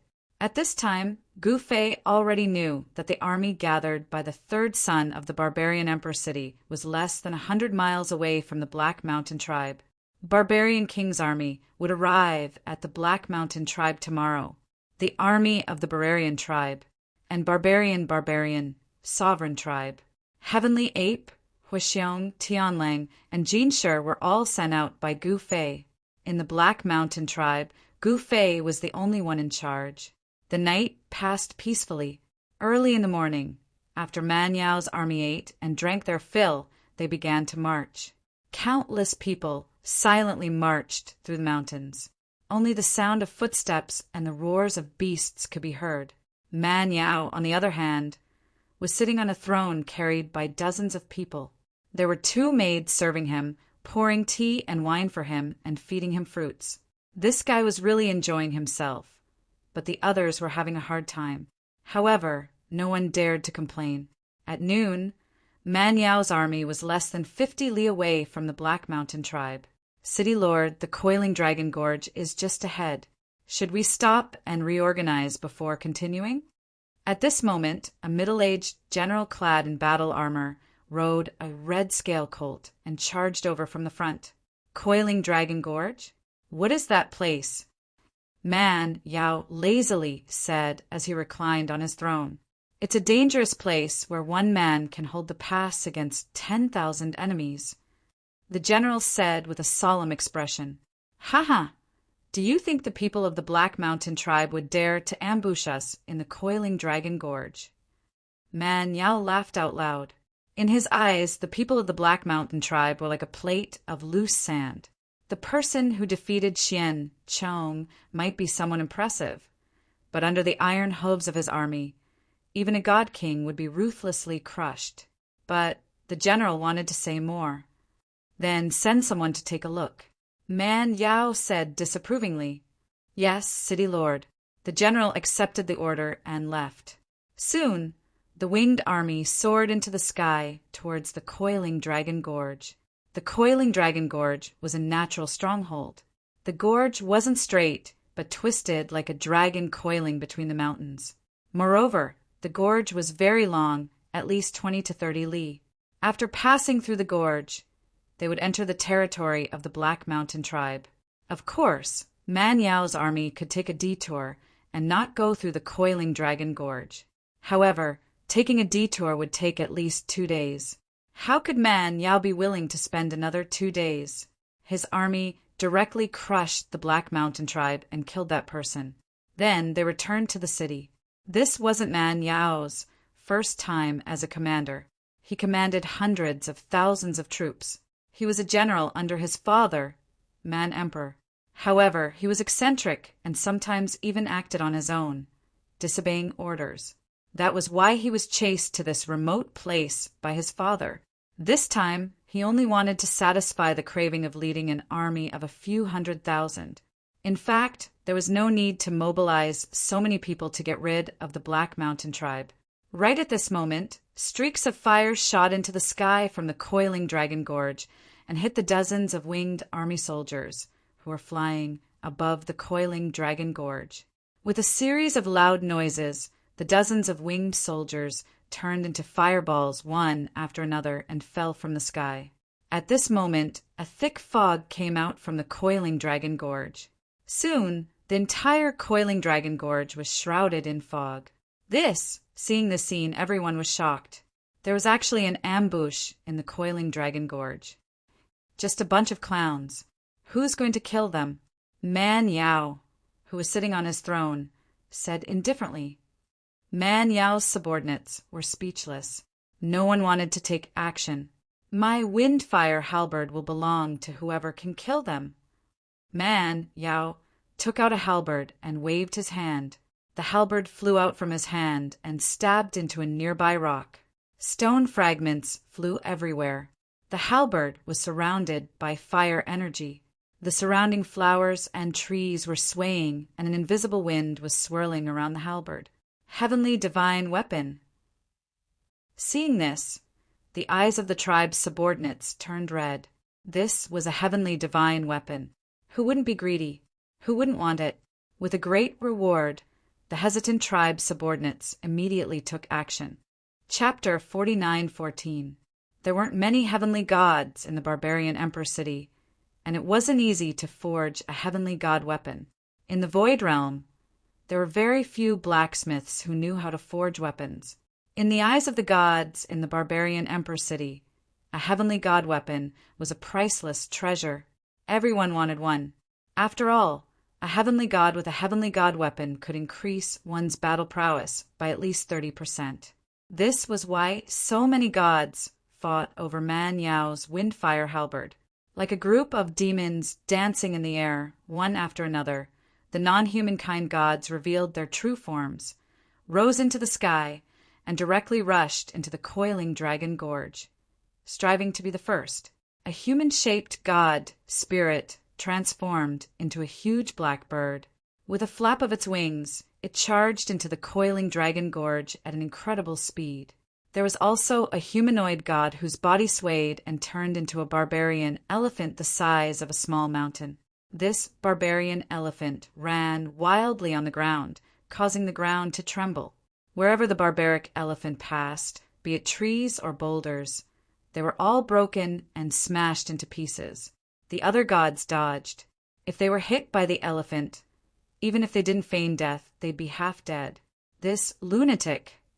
Some gods couldn't help but curse. He really won't wake up early without benefits. Man Yao, who was sitting on the throne, sighed. He finished the wine in his cup in one gulp, and the maids beside him quickly poured more wine for him. The dozen or so deities charged straight into the coiling dragon gorge, but it was completely silent inside. Not a single sound could be heard from within. It was as if the dozen or so gods had vanished into thin air. What's going on? Seeing this, the other gods who were about to intervene couldn't help but be shocked.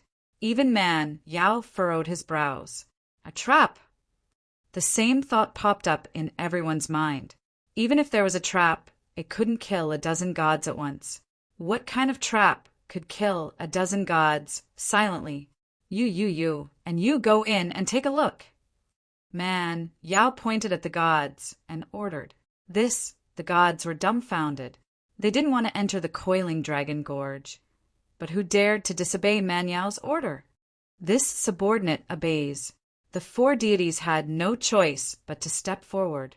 Who didn't know this third master's temperament? Whoever dared to disobey would be in danger of being beaten to death at any time. Roar! The four gods roared as they soared into the sky, revealing their true forms in the air. A rainbow-colored snake as thick as a water bucket appeared in the sky, directly diving into the coiling dragon gorge. That was the divine spirit of the heavenly serpent tribe, the seven-colored divine serpent. It was a true god-level divine serpent that was extremely powerful and poisonous. Even a heavenly god expert would die from its bite. As for the other 3 godly spirits, one was a black striped tiger, one was a tree demon, and one was a blood monkey. These 3 godly spirits were all true god rank. When the 4 great real gods took action, it was naturally extraordinary. A strong wave of primordial energy erupted from the 4 real gods, and the surrounding fog was dispersed. These 4 true gods were very careful, but as soon as they entered the coiling dragon gorge, there was no sound. This caused the gods outside the gorge to be stunned. What's going on? What the hell is going on? The other gods couldn't stay calm anymore. What? Man Yao stood up from his throne. His eyes were filled with malice. Did the Black Mountain tribe really have this kind of ability? Could it be that the fella that defeated Xian Chong hid in the gorge and personally ambushed the 7-colored divine serpent and the other gods? If that was the case, then it wasn't an injustice for the 10 godly spirits and the 4 true gods from before. That fella even crippled a heavenly god like Xian Chong. Young lord, this old servant will go and take a look. At this moment, the old servant silently appeared beside Man Yao. All right, be careful. Man Yao looked at the old servant and gave him a special reminder. Yes, young lord. After saying this, the azure-robed old servant disappeared like the wind without any warning. This time, in the mist-shrouded coiling dragon gorge, there was the dull sound of yuan qi colliding. However, this sound quickly disappeared. What? Man Yao waited anxiously for half an hour, but the old servant still didn't come out. He was shocked and furious. What kind of trap did the Black Mountain tribe set up in the coiling dragon gorge? No one knew better than Man Yao how powerful this old servant was. He was a half-step divine king. Even Man Yao himself might not be able to take him down. A half-step divine king was trapped in the coiling dragon gorge. Just like that? Kill them all. I don't believe that those fellas can stop my army. Man Yao roared. Then the horns sounded and the flags fluttered. Hundreds of thousands of soldiers began to charge into the coiling dragon gorge.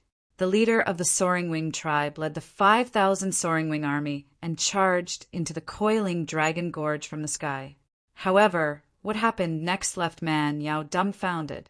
After entering the coiling dragon gorge, the vanguard troops that were enveloped by the mist fell one after another. The 5,000 Soaring Wing army fell from the sky like dumplings. The 5,000 Soaring Wing army was annihilated just like that. Even the overlord of the Soaring Wing tribe was smashed into meat paste. Retreat! Retreat! Motherf asterisk cur! Man Yao roared. He soared into the sky, arrived at the entrance of the coiling dragon gorge, and slammed his palm into the gorge. Rumble! An extremely powerful palm force erupted from his right palm, dispersing more than half of the fog that shrouded the entrance of the coiling dragon gorge. Within the coiling dragon gorge, the ground was littered with people. None of them were breathing, as if they were already dead, causing Man Yao to be infuriated. You cowardly scoundrel, do you dare come out and fight me? Man Yao roared at the coiling dragon gorge. However, there was only his roar in the gorge. No one answered him. The coiling dragon gorge was able to stop the army of the barbarian Emperor City. Man Yao was infuriated, but there was nothing he could do. Even he didn't dare to enter the coiling dragon gorge. Go get the heaven shaman priest. Man Yao roared at his men. Yes, city lord. One of the men rode a divine eagle and soared into the sky, flying towards the barbarian Emperor City. The heaven shaman priest was second only to the city lord, Man Yao. Moreover, this heaven shaman priest was a heaven shaman of the shaman tribe. In southern Barbarian, the shaman tribe was very powerful. Even the barbarian emperor needed the help of the shaman tribe to maintain his rule. This time, the heaven shaman priest didn't follow Man Yao to attack the Black Mountain tribe. Meanwhile, in the depths of the coiling dragon gorge, a group of deities were lying on the ground like dead dogs, being watched by Tianyuan and the others. Master's formation is so powerful. It really stopped the army of hundreds of thousands. A big bear, shrouded in flames, said, "Master is really awesome. I'm afraid. He has a powerful background. We don't need to be afraid of man, Yao, anymore." Tianyuan nodded. Chapter 49:15. In the Void Realm, witchcraft was a symbol of power and mystery. In the entire southern barbarian region, witchcraft prevailed. The previous ruler of southern barbarian was the Shaman King. After the Shaman King was defeated by the current barbarian king, the entire southern barbarian region changed masters. However, although the Shaman King was defeated, the strength of the witch tribe was still there. Although the current barbarian king was incomparably powerful, he was still wary of the power of the witch tribe. Although the witch tribe surrendered to the barbarian king, they were always thinking about how to regain control of southern barbarian. However, the barbarian king was an invincible existence in southern barbarian. He firmly suppressed the witch tribe, so the witch tribe could only surrender. The two were in a delicate state of balance, because the tentacles of the witch tribe covered the entire southern barbarian. The worship of the gods in southern barbarian was the masterpiece of the witch tribe. Because the witch tribe controlled all kinds of foreign creatures, it was one of the special skills of the witch tribe. The witch tribe ruled southern barbarian through this primitive worship of gods, and the strongest and most powerful god in southern barbarian was the Shaman King. If the Shaman King wanted to settle accounts with the witch tribe, southern barbarian's vitality would be greatly damaged, and the super forces of other regions would benefit. In Barbarian Emperor City, there was a mysterious heaven shaman priest. Even the city lord of Barbarian Emperor City, Man Yao, had never seen the true face of this heaven shaman priest. Some people said that the heaven shaman priest was male, while others said that the heaven shaman priest was female. However, there was no doubt that this heaven shaman priest was incomparably mysterious and terrifying. A heavenly god had once offended the heaven shaman priest, and that heavenly god was directly refined into a poisonous beast by the heaven shaman priest. Poisonous beast was a kind of witchcraft, mysterious and terrifying. Wherever the poisonous beast went, not even a blade of grass would grow, and people would die upon contact. Even the unruly man Yao didn't dare to be presumptuous in front of the heaven shaman priest. At this time, no matter how stupid Man Yao was, he could see that the mist in the coiling dragon gorge was strange, not to mention his army of hundreds of thousands. Even 10 times the army was absolutely not enough to fill the coiling dragon gorge. Hundreds of thousands of Barbarian Emperor City's army was blocked outside the coiling dragon gorge. City Lord. More than 2 hours later, the person who went to invite the heaven shaman priest descended from the sky and landed in front of Man Yao. "Where's the heaven magus priest?" Seeing that only his subordinates had returned, Man Yao was furious. "This city lord, Lord Heaven Shaman Priest, isn't in Barbarian Emperor City. I don't know where he went." The general said, cautiously. "What?" Man Yao was dumbfounded. When he left the Barbarian Emperor City with his army, wasn't the Heaven Shaman Priest still in the Heavenly Shaman Manor? Now it's gone? Is that guy purposely avoiding me? Man Yao gritted his teeth. That bastard Sky Shaman Priest. Man Yao almost went crazy. If the Heaven Magus Priest didn't help them, they wouldn't be able to pass through the coiling dragon gorge. Would they really be stopped by this coiling dragon gorge? Lord Heavenly Wizard, are you really not going to make a move? At this time, on a mountain peak about 20 to 30 miles away from the coiling dragon gorge, 2 people in white stood. The one in the lead was dressed in white and wore a hat with a white veil hanging down, covering the mysterious person's face. Behind this mysterious man stood a pretty maid who was also dressed in a white robe. Man Yao is insufferably arrogant. Does he need me to act? The mysterious man said disapprovingly. The mysterious man's voice was very neutral, and it was hard to tell whether it was a man or a woman. It was hard to tell if this guy deliberately changed his voice or if it was just his natural voice. Hee, Lord Heavenly Wizard wants to see Man Yao suffer. The maid in white said with a smile, "I'm very curious. Who is that person from the Black Mountain tribe?" He actually dared to kill the barbarian emperor's special envoy, openly going against the barbarian emperor. The mysterious man said, "Lord Heavenly Wizard is going to the Black Mountain tribe."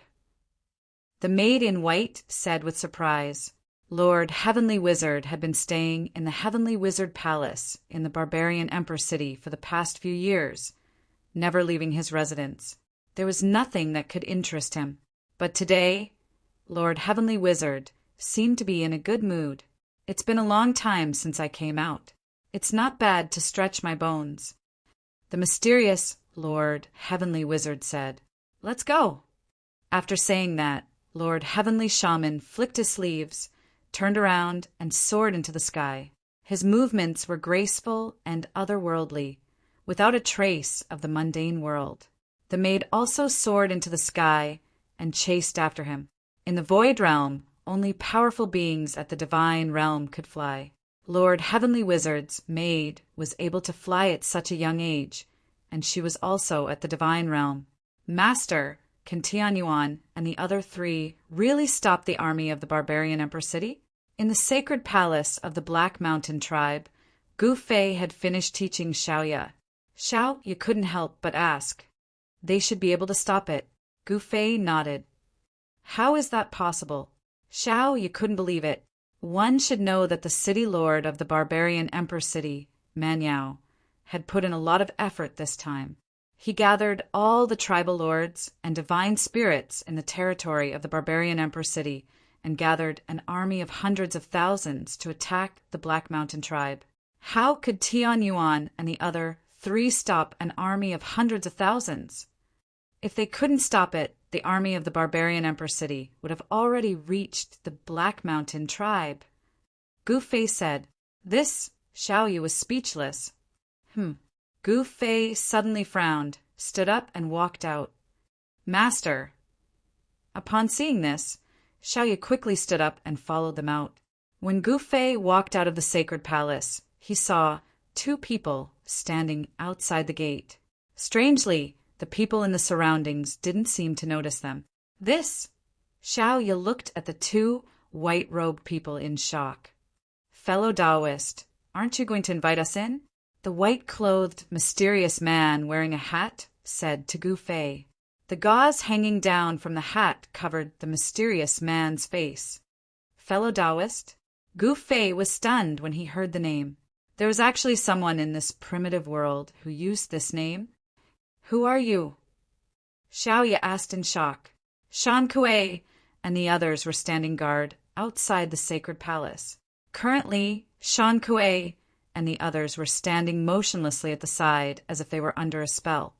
"Master, Xiaoyu was shocked when she saw the state of Shan Kuei and the others. "It's fine." Gu Fei looked at the white-robed man curiously. Who were these two fellows who suddenly appeared out of nowhere?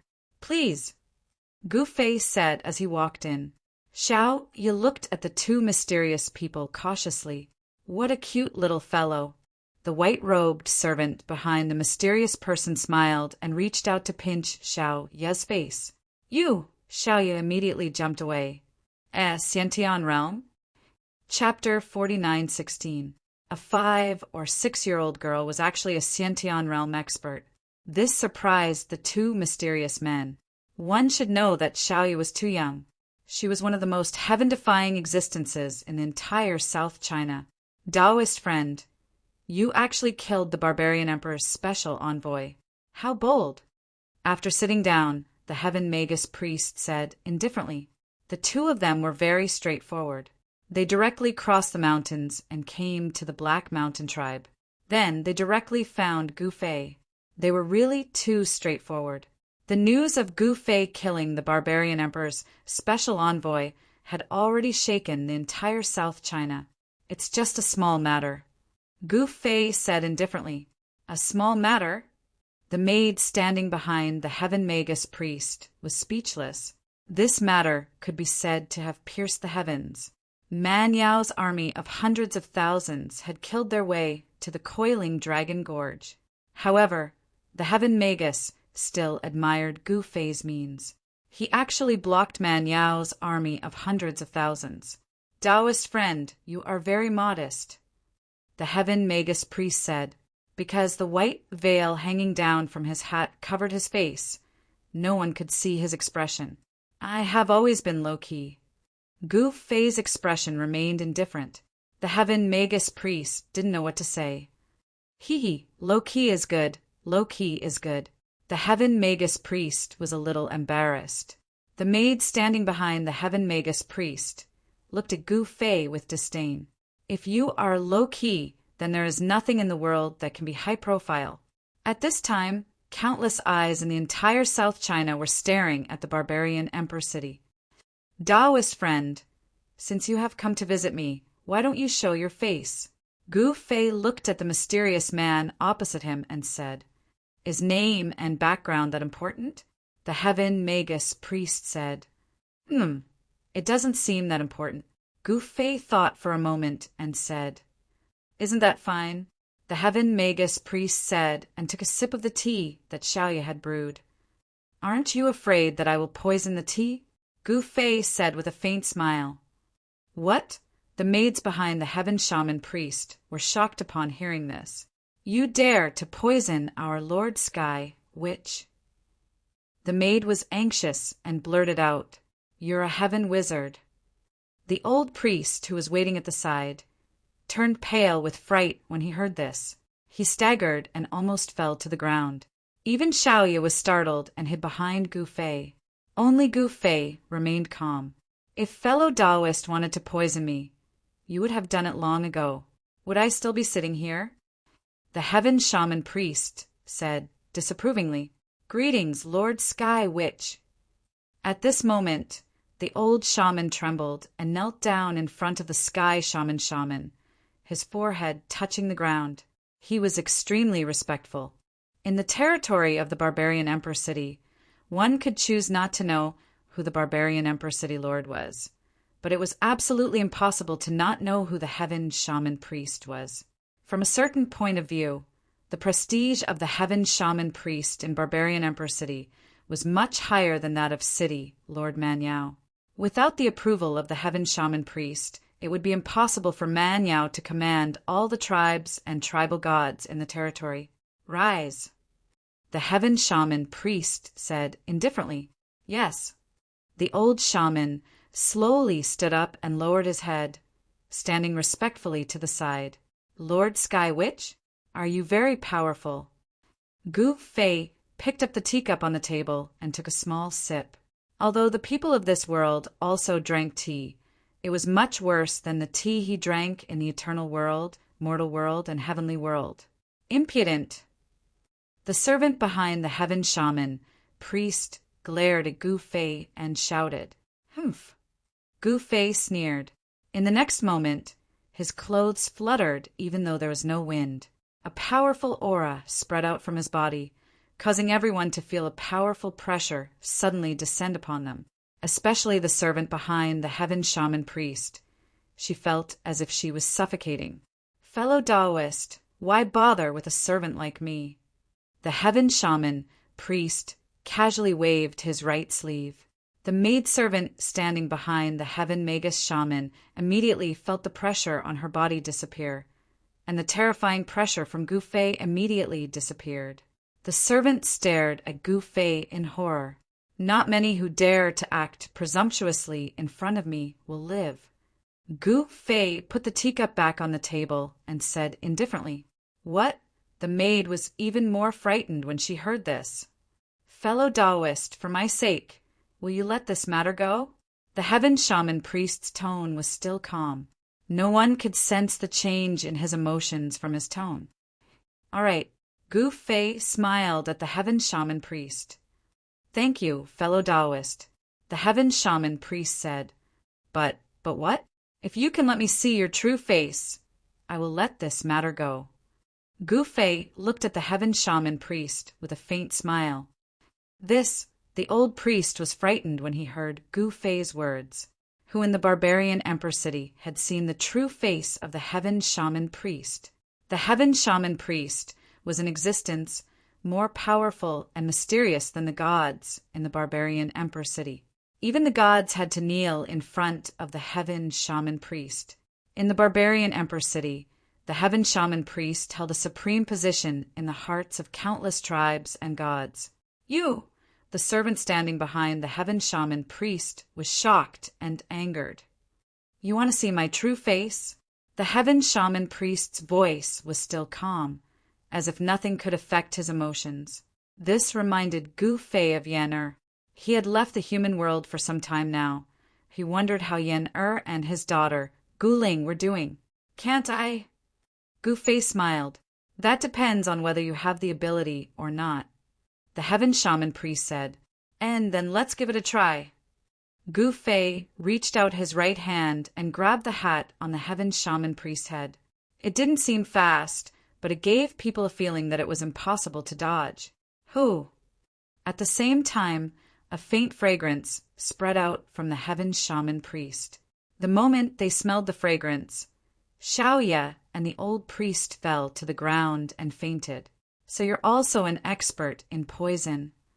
Gu Fei didn't seem to be affected at all. You're not bad either. The Heaven Shaman Priest waved his right hand. In the next moment, several cold lights shot out from his sleeves, aiming for Gu Fei's chest and forehead. At such a close distance, Gu Fei had no chance to dodge. The Heaven Shaman Priest was ruthless and wanted to kill Gu Fei, which made Gu Fei very unhappy. Perhaps Gu Fei wanted to see the Heaven Shaman Priest's true face and angered the Heaven Shaman Priest, causing the Heaven Shaman Priest to want to kill him. However, in the next moment, a scene that left the Heaven Shaman High Priests made dumbfounded appeared.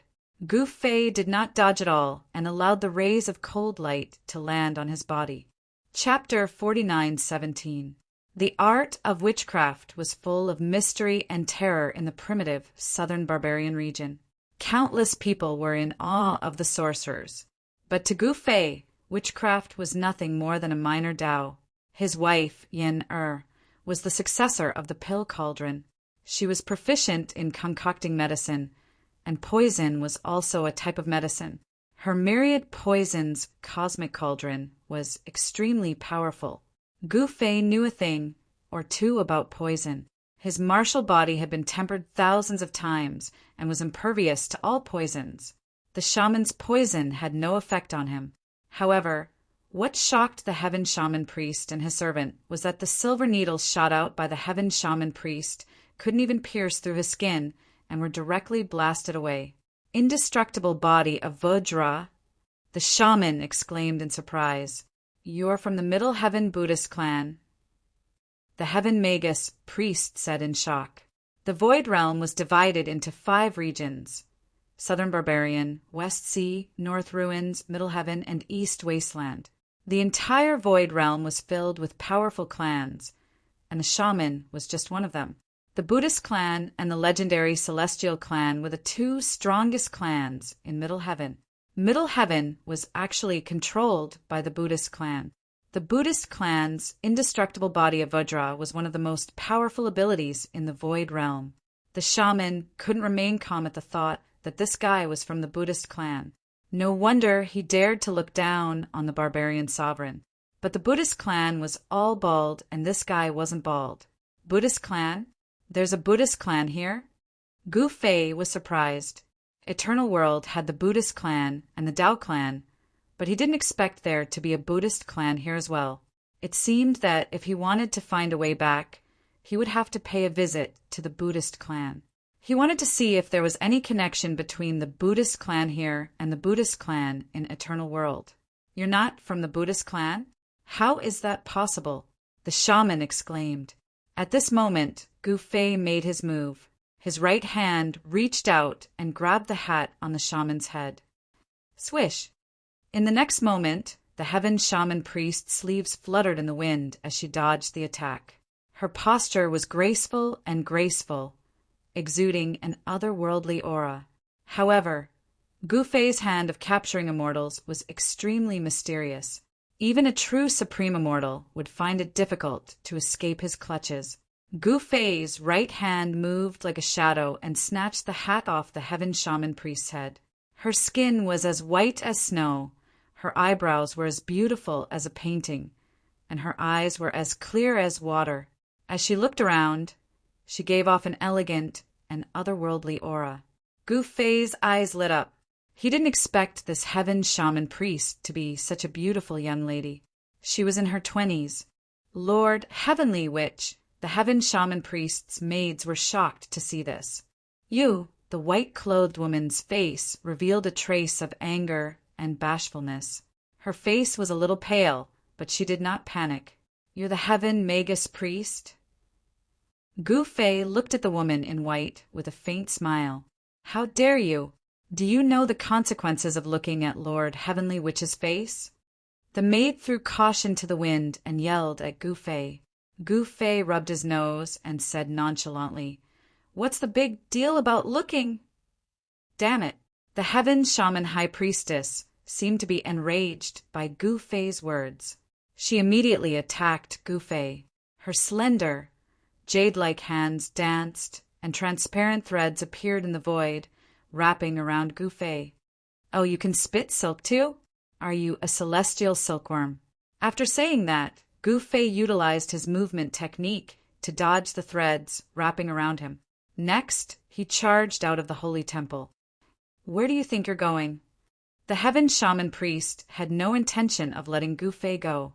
She chased after him. Lord Heavenly Witch, the maid also rushed out. Who's running away? Gu Fei stopped in the courtyard in front of the holy temple. He turned around and threw a punch at Big Sister, Heavenly Witchcraft. The violent fist energy turned into the shadow of a dragon and pounced at Big Sister, Heavenly Witchcraft, with its claws and fangs bared. What? The Heavenly Witch kicked the ground with her right foot and soared into the sky.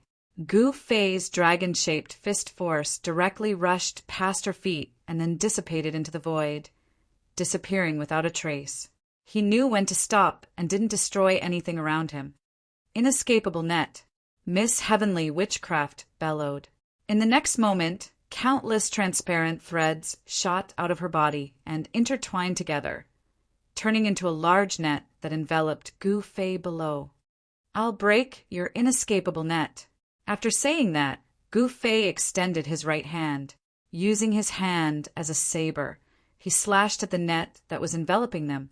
An extremely sharp saber energy rushed out from his hand. Without any suspense, the large net that was enveloping Gu Fei was directly cut open by his saber. Gu Fei rushed out of the hole in the net and pounced at the Heavenly Witch. The two of them started fighting in the courtyard in front of the temple. It had to be said that the Heavenly Witch was really powerful. She was many times more powerful than Xianchong. Her spiritual energy condensed into silk threads, each as sharp as a blade. Gu Fei's sleeve was touched by one of the threads, and a hole was immediately cut open. Gu Fei wouldn't even fear a real divine weapon, let alone silk threads condensed from spiritual energy. He simply ignored the sharpness of the silk threads and punched them. The powerful fist energy directly broke the silk threads. In the courtyard of the temple, the fist energy was strong and mighty, and smoke and dust filled the air. The Heavenly Witch's maid was stunned when she saw this scene. Her master's cultivation was extremely powerful. Even the half-step divine kingman, Yao, wasn't her master's match. This guy could actually fight with her master. Could he really be an expert from another region? Golden silkworm, silk hand. The Heavenly Witch was furious. She waved her hands, and her sleeves fluttered. The almost transparent silk threads turned golden and wrapped around Gu Fei's right arm. Gu Fei was taken aback. The next moment, his right sleeve was instantly cut into pieces by the golden silk threads. There was a burning pain on his arm. The power of the golden silk threads condensed by the Heavenly Witch's spiritual energy was doubled, but it still couldn't cut Gu Fei's skin. However, it made Gu Fei's right arm feel like it was being burned. Fire fist. Gu Fei didn't hesitate. The next moment, his right arm shook and a ball of fire burst out from his arm. The golden silk threads wrapped around his right arm were shattered. All right, I've had enough fun. It's time to end this. Gu Fei suddenly grinned at the heavenly witch. The next moment, the heavenly witch's vision blurred. She was hit on the neck and fainted. A hand stretched out from the side and hugged the heavenly witch. "You!" The maid's eyeballs almost fell to the ground when she saw this scene. Chapter 49:18. The Heaven Witchcraft High Priestess turned out to be a young lady. This made Gu Fei very surprised. This young lady was very pretty, but why did she have to pretend to be neither a man nor a woman? "You bastard! How dare you knock out our Lord Heaven Shaman?" The Heaven Shaman priest's maid pointed at Gu Fei and scolded. She even wanted to snatch the Heaven Shaman priest from Gu Fei's arms. "You're courting death!" With a wave of Gu Fei's right hand, the maid was sent flying and slammed into the wall. She fainted and lay on the ground. "Master, this—" Xiaoya woke up at this moment and was shocked to see the scene. Although Southern Barbarian was ruled by the barbarian sovereign, the sorcerer tribe was still very powerful. No one dared to offend the sorcerer tribe.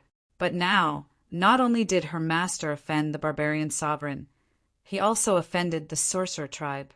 The severity of this matter could no longer be described as piercing the sky. "Master, who is this lady?" Xiao, you looked curiously at the lady in white that Gu Fei was carrying. This lady was as beautiful as a fairy. "Heaven Shaman," Gu Fei said. "What?"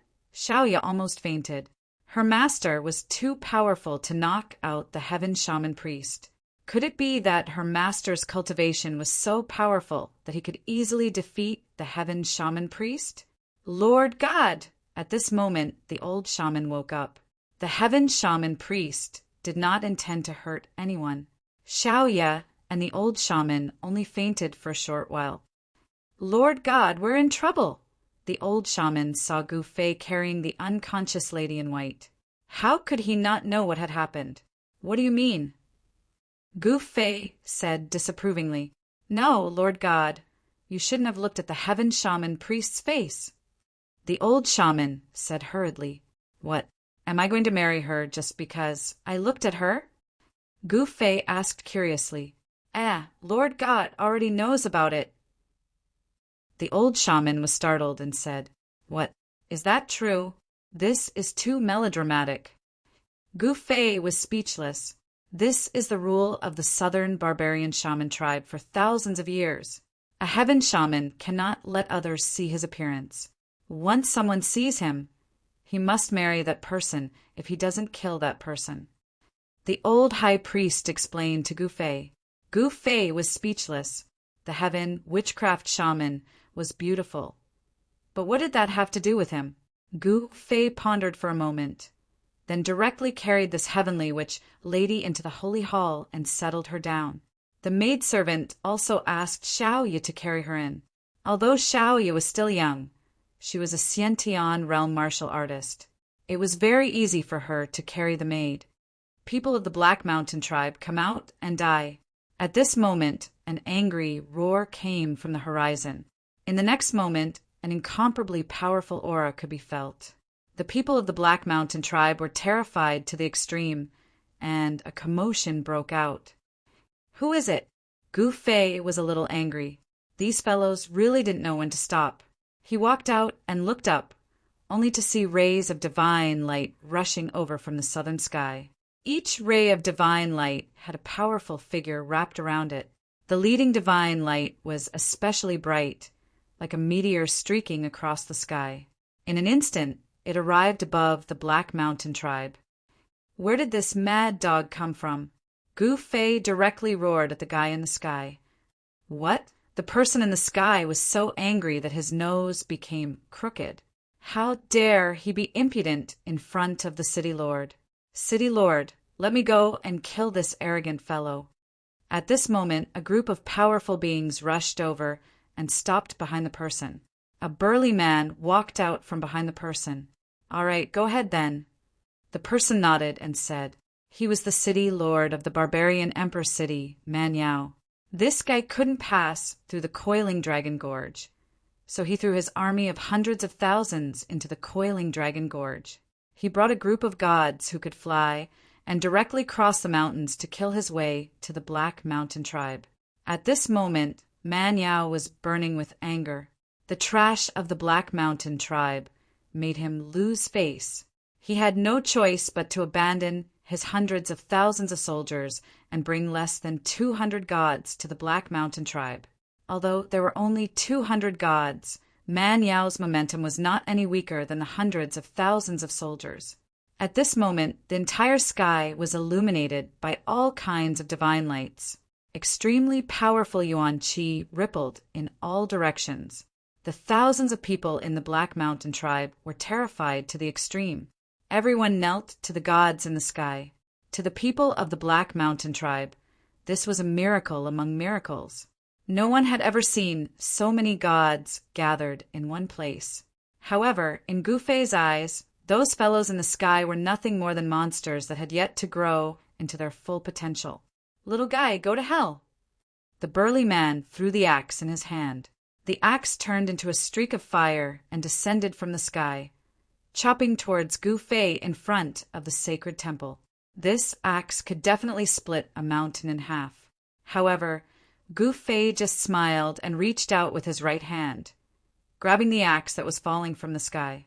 In the next moment, the fiery light dissipated and a huge scarlet axe appeared in his hand. What? The burly man was shocked. No one knew the power of his move better than he did. However, his opponent had actually caught the axe he had swung out with a casual grab. How is this possible? The other gods were also dumbfounded. "Huinyo, did you not eat?" A god sneered. "Hey Hu, what did you say? Do you want to fight?" The god called Huinyo turned around and roared at a dark-faced old man. His nostrils were blowing hot air, and 2 black horns emerged from his forehead. So it's an ox demon. Gu Fei exerted force with his right hand. Crack! Countless cracks appeared on the giant axe that was surrounded by flames. In the next moment, with a bang, the giant axe instantly shattered into pieces. Seeing Gu Fei crush the axe with his bare hands, the ox demon and the other demons couldn't help but be shocked. Even the calm man, Yao, couldn't help frowning. The ox demon was a half-step heavenly god. Even among the monsters, he was ranked at the top. His weapon was a true god-grade divine weapon. How could a person who could crush a true god-grade divine weapon be a weakling? "You destroyed my weapon. Go to hell!" The Huinyo demon roared and attacked. He slapped Gu Fei crazily. Fireballs fell from the sky towards Gu Fei. Chapter 49:19. Man Yao brought a group of demons and ghosts over, wanting to kill everyone in the Black Mountain tribe, leaving no one alive. However, they were stopped by Gu Fei alone. "You want to start a massacre? It won't be easy. Rumble!" At this moment, fireballs rained down from the sky above the Black Mountain tribe towards Gu Fei, who was standing in the courtyard in front of the sacred palace. Even in the daytime, the sky above the Black Mountain tribe was still covered in flames. Powerful Yuan Qi burst out from the fire bull monster. The fire bull monster was strong, a half-step heavenly god. Even in the territory of Barbarian Emperor City, he was a formidable existence. However, in Gu Fei's eyes, he was not a half-step heavenly god, but just a fire bull monster. How could he put a mere fire bull monster in his eyes? He stretched out his right hand and sucked the air. In the next moment, a black hole emerged from his palm, and the countless fireballs raining down from the sky gathered towards the black hole in his hand. In an instant, Gu Fei devoured all the fireballs shot out by the fire bull monster. Everyone's eyeballs almost fell to the ground. How could this work? The voices of the demons and ghosts trembled. A faint layer of fire appeared on Gu Fei's body, and the layer of fire quickly disappeared from his body. "You come over too." Gu Fei grabbed at the fire bull monster in the sky. The stunned fire bull monster immediately fell to the ground. "How dare you!"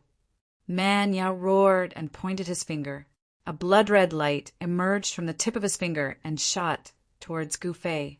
The blood-red light lit up half of the sky. This guy was a half-step divine king.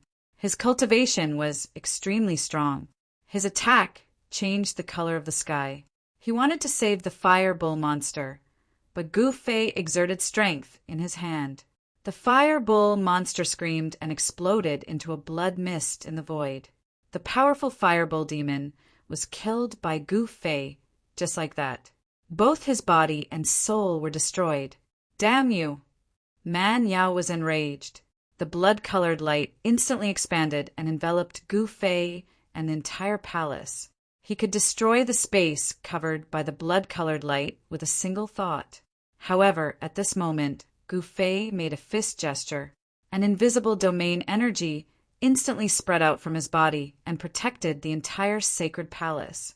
What? Man Yao was shocked. He realized that he had severely underestimated this guy. Gu Fei sneered, and then he smashed his fist towards the sky. In the next moment, a huge fist shadow soared into the sky, broke through Man Yao's blood-red light, and hit the monsters in the sky. After that, more than half of the monsters in the sky disappeared. Those that had disappeared were directly blasted into a bloody mist by Gu Fei's punch. It's raining blood! The people of the Black Mountain tribe suddenly felt something warm fall on their faces and bodies.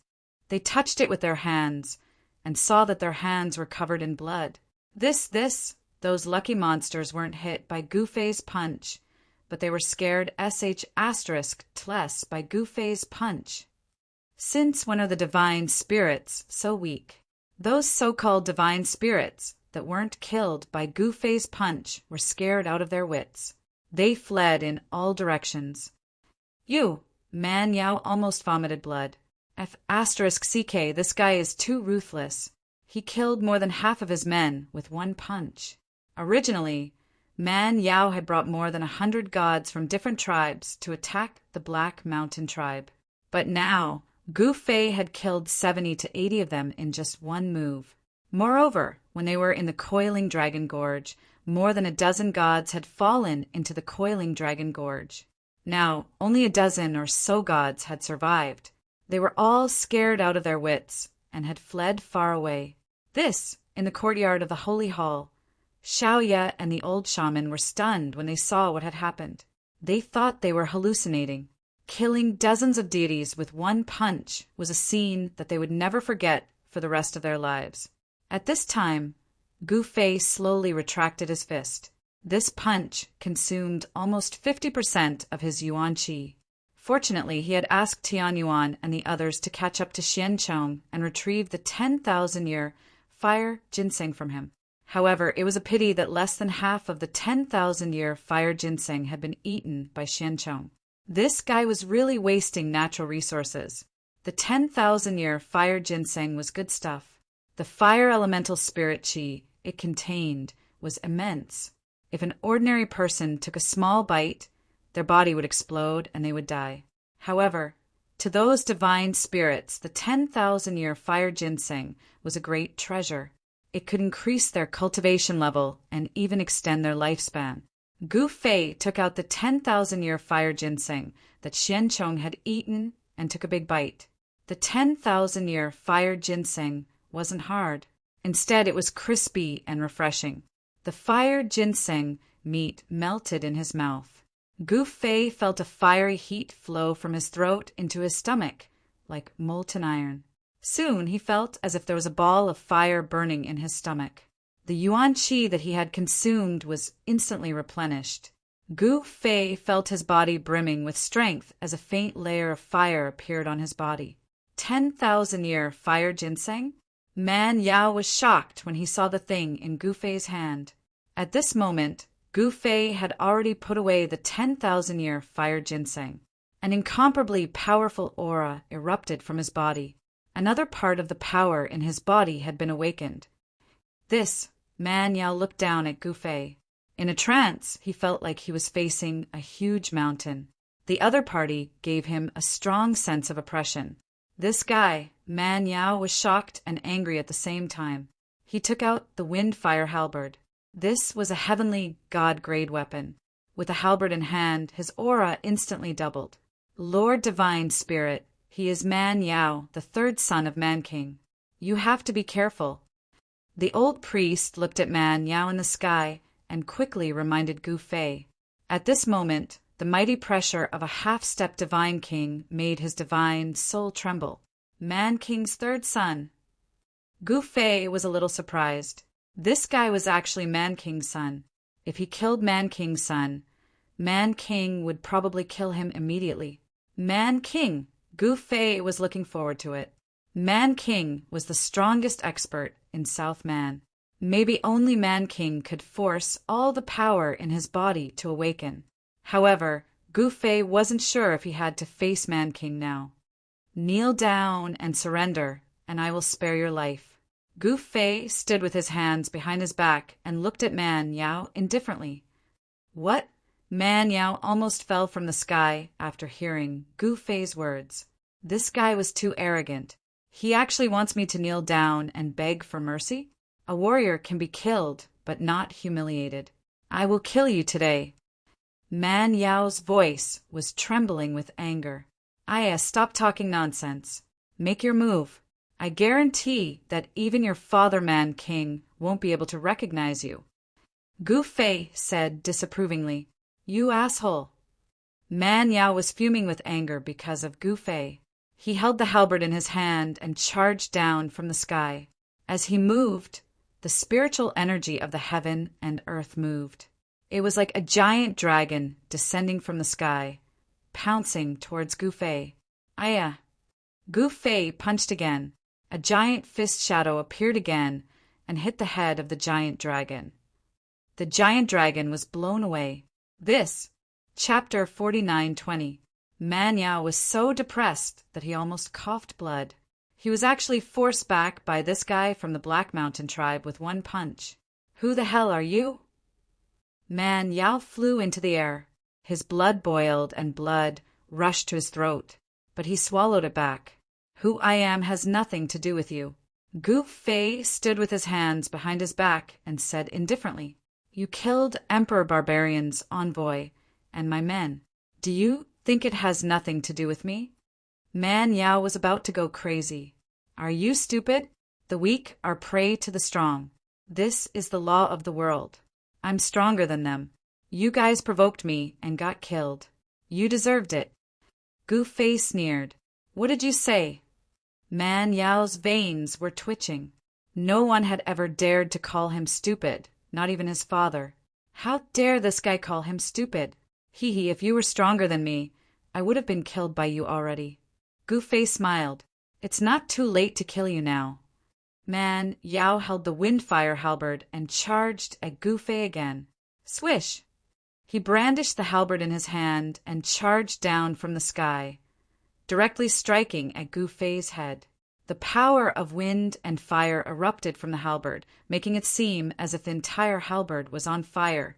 At the same time, transparent wind blades rushed out from the halberd and slashed towards Gu Fei below. The strong power of wind and fire spread out, and in the sky above the Black Mountain tribe, the wind howled angrily. Divine flames burned the sky, and even the sky changed color. God, spare me! God, please don't be angry. I don't want to die. Everyone in the Black Mountain tribe was scared out of their wits. When a god was angry, the heavens and the earth would shake. When had they ever seen such a terrifying scene? God, my A**guess. From now on, the Black Mountain tribe will no longer worship gods. In my eyes, gods are just a bunch of demons and ghosts. Gu Fei's voice rang out. Although it wasn't loud, it was clearly transmitted to everyone's ears. It was like a morning bell that shook the souls of countless people. Today I will kill a god. After saying that, Gu Fei soared into the sky to meet Man Yao's halberd. This guy, the Sky Shaman Priestess, had already woken up. She saw Gu Fei's silhouette, who was going against the natural order and fighting against the gods, and a strange feeling rose in her heart. Today I will kill a god. Gu Fei's voice reverberated throughout heaven and earth, shocking everyone to the extreme. How arrogant! The heaven shaman's maid woke up as well. She wasn't injured. She just fainted. In the sky, a scene that countless people in the Black Mountain tribe would never be able to forget for the rest of their lives appeared. A silhouette shot up into the sky, fighting against the invincible god with his own strength. The man who defied the heavens was no longer a god, but a human with flesh and blood. Could a human really kill a god? Everyone in the Black Mountain tribe was shocked. In fact, the people of the Black Mountain tribe were brought here by the other 4 gods. They were the people of the Heaven Ape, Sky Wolf, Golden Lion, and Fire Bear tribes. They joined the Black Mountain tribe and became their people. In their eyes, a god was invincible. Anyone who went against a god was destined to die a horrible death. But now their master was going to kill a god. To these ignorant people, was there anything more shocking than this? At this moment, Gu Fei's fist broke through the power of wind and fire descending from the sky. His fist directly smashed onto the blade of the halberd. Clang! When Gu Fei's fist collided with Man Yao's halberd, a metal clanging sound was heard. How is this possible? Man Yao only felt a huge force coming from the halberd in his hand. He felt like he was hit by a mountain and was sent flying. The halberd almost flew out of his hand. The eyes of the other gods almost fell out of their sockets when they saw this scene. This guy actually took on the wind and fire halberd with his bare hands? That was a heavenly god-level divine weapon. No wonder this guy dared to kill Barbarian King's envoy and disregard Man Yao, the 3rd son of Barbarian King. Is this guy a divine king? When the other gods thought of this, they retreated even further away. Man Yao was only a half-step divine king. Who are you? Man Yao shouted at Gu Fei. I'm your grandfather. Gu Fei slowly walked through the void, approaching Man Yao step by step. With every step he took, the aura around him would increase by a notch. It was as if the whole world was shaking under Gu Fei's feet. Unity of man and nature. Man Yao was truly frightened. In his eyes, Gu Fei was like an entire world crushing down on him. How was he supposed to fight? Preposterous! Man Yao was shocked and angry.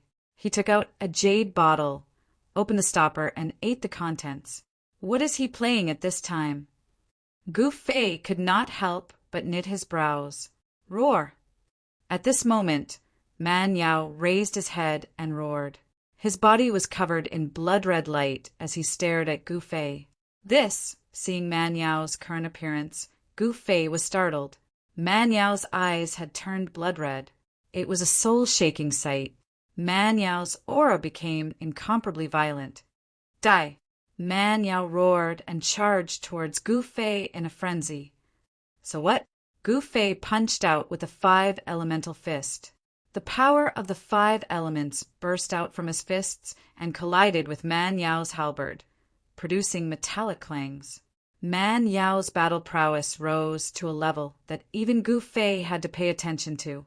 Gu Fei was curious. What did Man Yao eat to increase his battle prowess in an instant? It must be something good. However, Gu Fei was still fearless. He unleashed his 5 elemental fist force and fought Man Yao with his fists. When the crowd saw this, they were all shocked. No one could have imagined that there would be such a powerful person in the Black Mountain tribe. Who is this guy? The Heaven Shaman priest was also shocked when he saw the 2 figures fighting in the sky. One should know that Man Yao was a half-step divine king. Man Yao ate something that could increase his potential. At this moment, his battle prowess was comparable to a divine king. This guy could fight with Man Yao endlessly. Could he be a god king? The celestial shaman priest's mind raced. Chapter 49:21. Ever since Gu Fei came to this world, this was the first time he met an expert like Man Yao. When this fellow went crazy, his combat power wasn't bad. Moreover, when this fellow went crazy, it was even easier to deal with him. When Gu Fei fought, not only did he devour the surrounding heaven and earth spirit energy, but he also devoured his opponent's essence energy. The more he fought, the stronger he got. However, his opponent got weaker and weaker. As the battle went on, Gu Fei would naturally emerge as the victor. As Gu Fei refined the heaven and earth spirit energy in this world for his own use, his sealed power was constantly awakening. This was the result of Gu Fei assimilating with this world. he gradually gained the recognition of this world, and his power would recover. Of course, if his power was strong enough to ignore the void realm's heaven and earth laws, then he wouldn't need to care about them. The void realm's heaven and earth laws wouldn't be able to suppress him. At this moment, two figures were moving rapidly in the air. Muffled sounds of collisions could be heard. Vast essence, energy, ripples spread out from the sky. Near the Black Mountain tribe, sand and stones were blown everywhere. The Black Mountain tribe hid in their stone houses and didn't dare to come out. Bang! Gu-Fei sent Man Yao flying with another punch. At this moment, faint Tao patterns started to appear around his body. That was the sign of his power awakening. This was just the first Tao pattern. 9 returned to 1. Gu-Fei had cultivated 9 of the most primitive Tao patterns, and each Tao pattern represented one of the most primitive powers. He was evolving his own Tao. If he could condense all 9 Tao patterns on his body, then the power that was suppressed by this world would be awakened. This was a sword-shaped Tao pattern.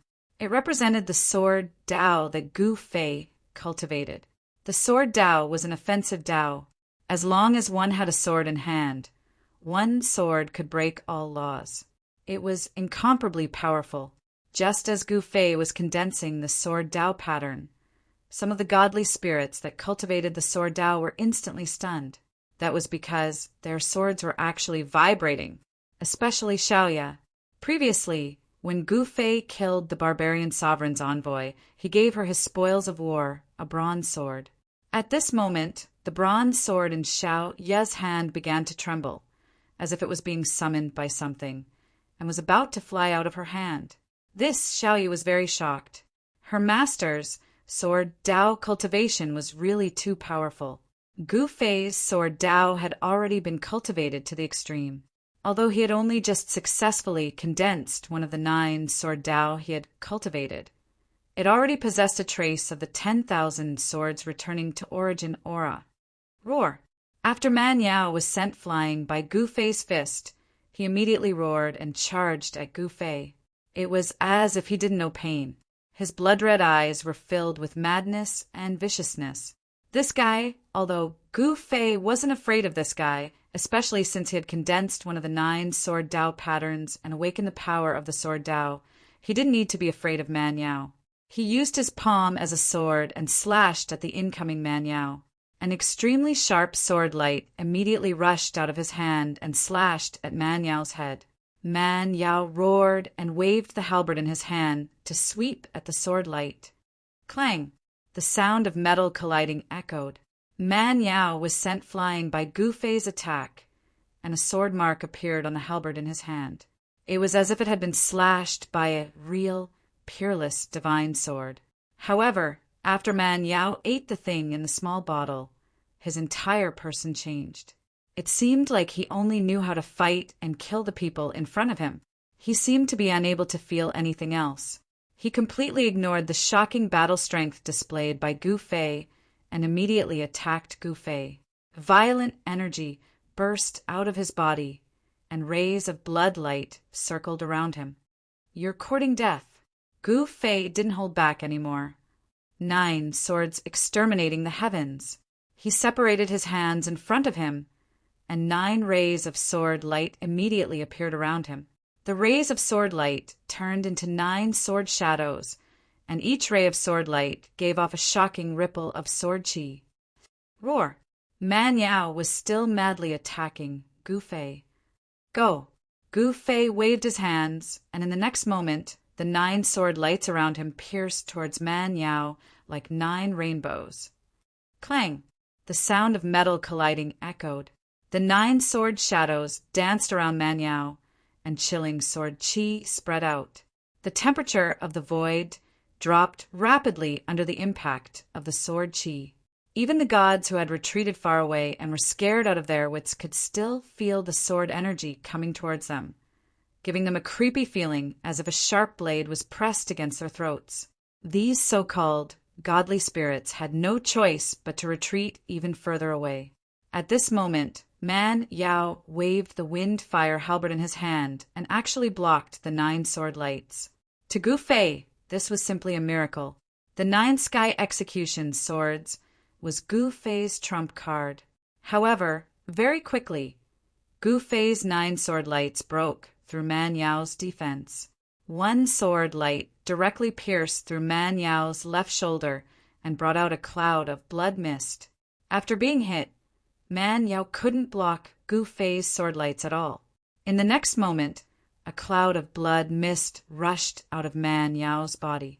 The 9 sword lights continuously pierced through his body, and he held miserably as he fell from the sky. Boom! Man Yao directly smashed a large pit in the ground. A large halberd fell from the sky and directly stabbed into the ground not far away. Damn, third master lost? The godly spirits that saw this scene were stunned. They immediately turned around and wanted to escape. However, Gu Fei waved his right hand and directly swept his sword towards these so-called godly spirits that were hiding and watching the show. Where the sword light passed, more than a dozen godly spirits were directly killed and turned into a cloud of blood mist.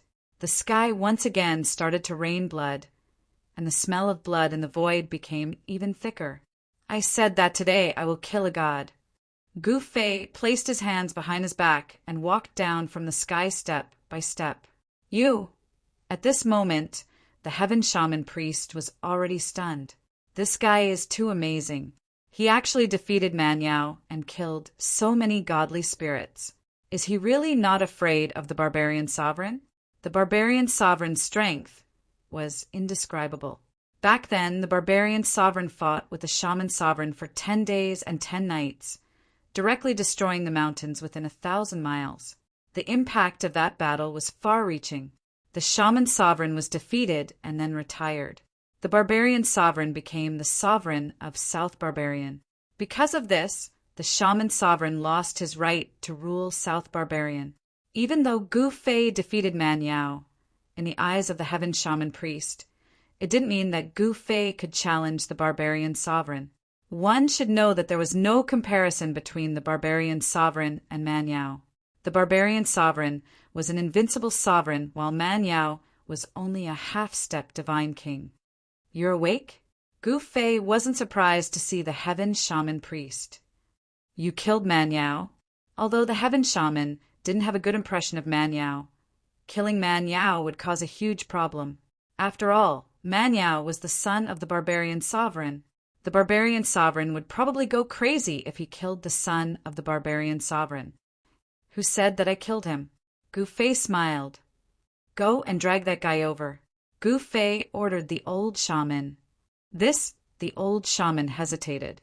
Gu Fei looked at the old shaman with a sharp gaze. Yes, Lord God! The old shaman accepted the order with a trembling voice. Don't call me Lord God from now on, call me Master. Gu Fei said. Yes, God. Master. The old shaman left and called Shan Kuei to bring a dozen of his men to capture Man Yao. You're really not afraid of the barbarian sovereign? The heaven shaman priest found it hard to imagine that this guy dared to come to southern barbarian at such a young age and offend the barbarian sovereign. Even the descendants of the top powers wouldn't dare to do such a thing.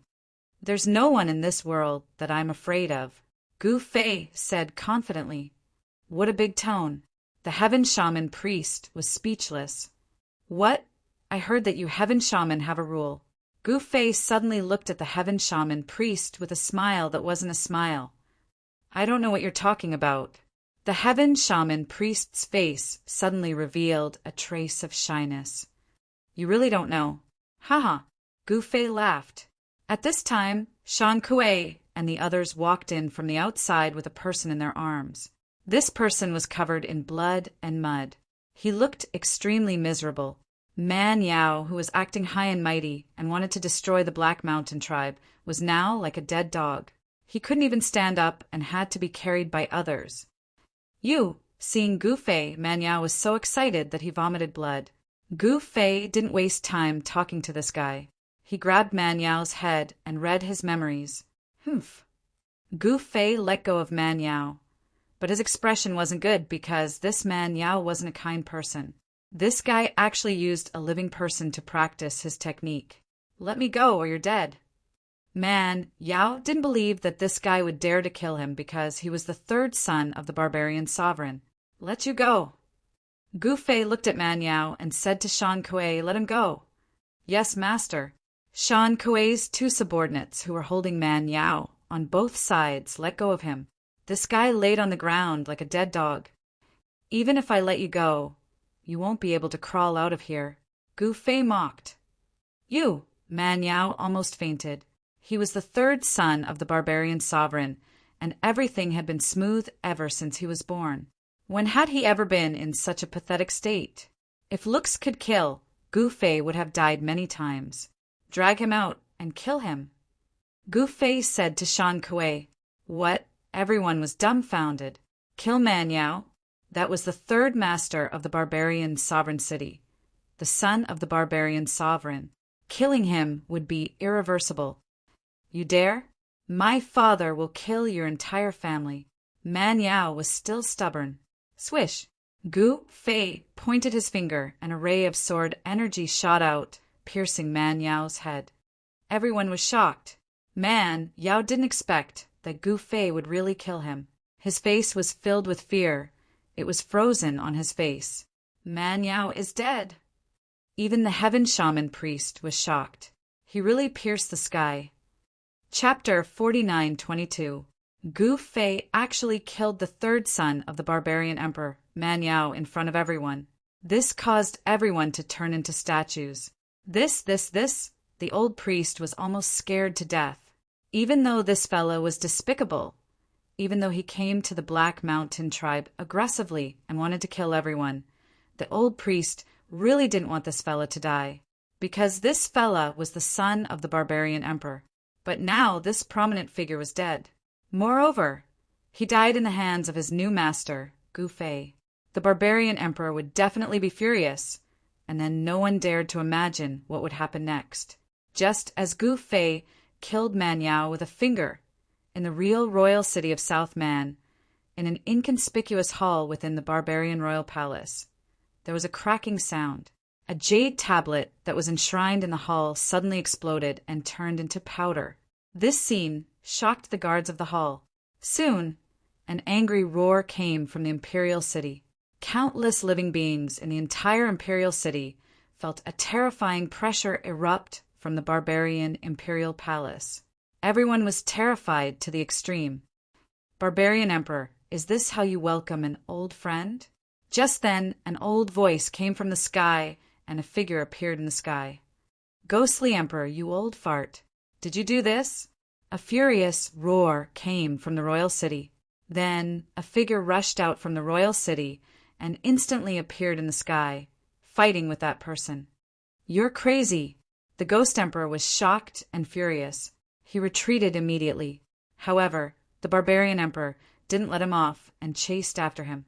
Barbarian Emperor, you be *starred. Do you think I'm afraid of you? The ghostly figure immediately engaged in a great battle with the Barbarian Emperor. The terrifying aura spread in all directions. Countless living beings were terrified. This was a battle between emperors. Two emperors rushed into the sky and fought in the depths of the starry sky. Otherwise, the entire region would be destroyed, and everything would be destroyed. That was because emperors were so powerful and terrifying. They could easily destroy mountains, crush the ground, stop the rivers, overturn the seas, and cause countless living beings to suffer. The news of the battle between the barbarian sovereign and the ghost sovereign spread, shaking the entire void realm and attracting the attention of countless people. The Ghost Emperor was the emperor of the North Ruins, one of the 5 great regions of the void realm. The North Ruins was the world of the ghost race, and the ghost race was actually a race of ghost cultivators. Abandoning the corporeal body and cultivating the ghost body was the cultivation method of the ghost race. The ghostly emperor appearing in the southern barbaric lands was a very unusual thing. It should be known that these two great forces had never had any dealings. Furthermore, the two monarchs actually started fighting. This was something that could shake the entire void realm. Are you King insane? What does your son's death have to do with me? Ghostly Emperor was incomparably depressed. He had just arrived in South Barbaric and had a fight with Barbaric Emperor. Although he wasn't injured, he wasn't happy to be beaten up for no reason. Let me vent, or else I'll really go crazy. In the starry sky, the two sovereigns stopped. The two of them actually knew each other, and their relationship seemed to be pretty good. If others knew that they were old friends, perhaps everyone's jaws would drop because this was too inconceivable. Who was it that killed my son? Barbaric Emperor really wanted to kill his way back to Barbaric Imperial City, but he couldn't leave now because there was a big matter that he couldn't leave. Let's go. We won't be able to get anything if we're late. As Ghostly Emperor spoke, he turned into a ray of black light and instantly disappeared. Barbaric Emperor thought for a moment, gritted his teeth, and chased after Ghostly Emperor. At this moment, as Barbaric Emperor left, the entire palace was in chaos because the life token of Barbaric Emperor's third son was actually broken. There was only one possibility: Barbaric Yao was dead. So headstrong and likes to be in the limelight, not knowing how to endure. In the end, it's all over. In the southern royal palace, a figure stood on the roof of the palace, holding a jar of wine in his hand. He looked at the chaotic palace expressionlessly. Second Prince, Crown Prince requests your presence. At this moment, a figure silently appeared behind this person. He was the second son of Barbaric Emperor, Barbaric Yu. Big brother, why are you looking for me? Barbaric Yu frowned. After that, he raised the jar and gulped down a mouthful of wine before leaping down from the cauldron. The death of Barbaric Emperor's third son, Barbaric Yao, shook the southern barbarian emperor. Countless powers were watching, and many of them were ready to make a move. However, everyone was afraid of Barbaric Emperor, so no one dared to make a move. Very quickly, more than 10 powerful figures left Southern Royal City and headed straight for Barbaric Imperial City. Although this Barbaric Imperial City was located in a remote and desolate area, due to special reasons, it was the second imperial city of Southern Barbarian.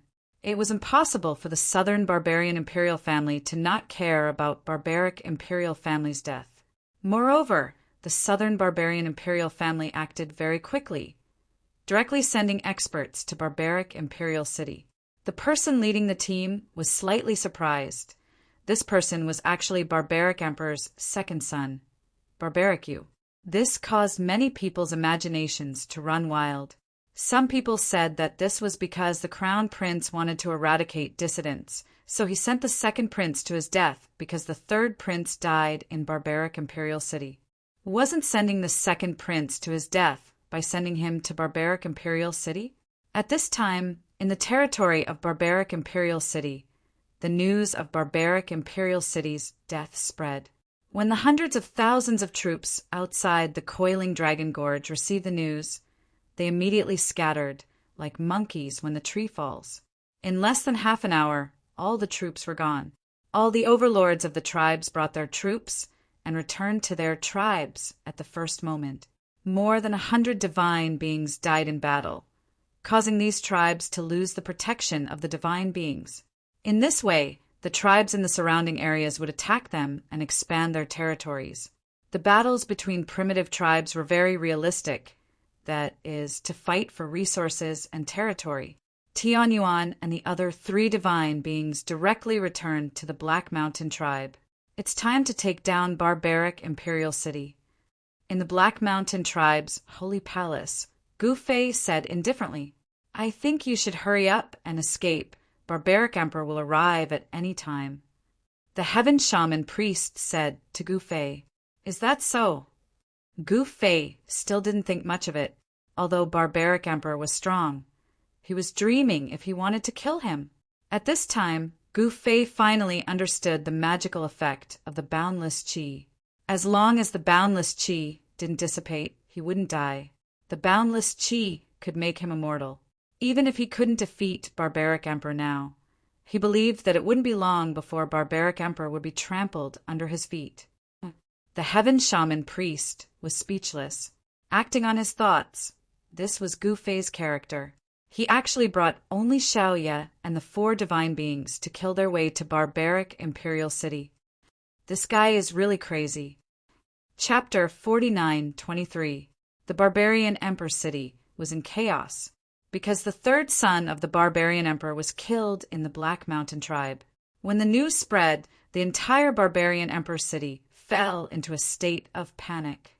The first thought of the rulers of the city wasn't how to avenge Man Yao, but how to survive.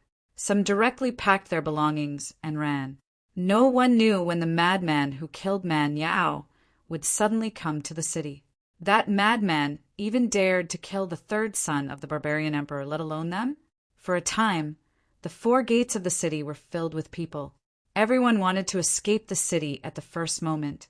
In the midst of panic and chaos, many people were trampled to death, and all the tribes in the territory of the barbarian emperor city were in danger, afraid that the Black Mountain tribe would come to kill them. At this time, no one would care about the affairs of the barbarian emperor city. So, when Gu Fei brought his men to barbaric emperor city, the entire city fell into panic and chaos. Some people took advantage of the situation, burning, killing, and looting the city.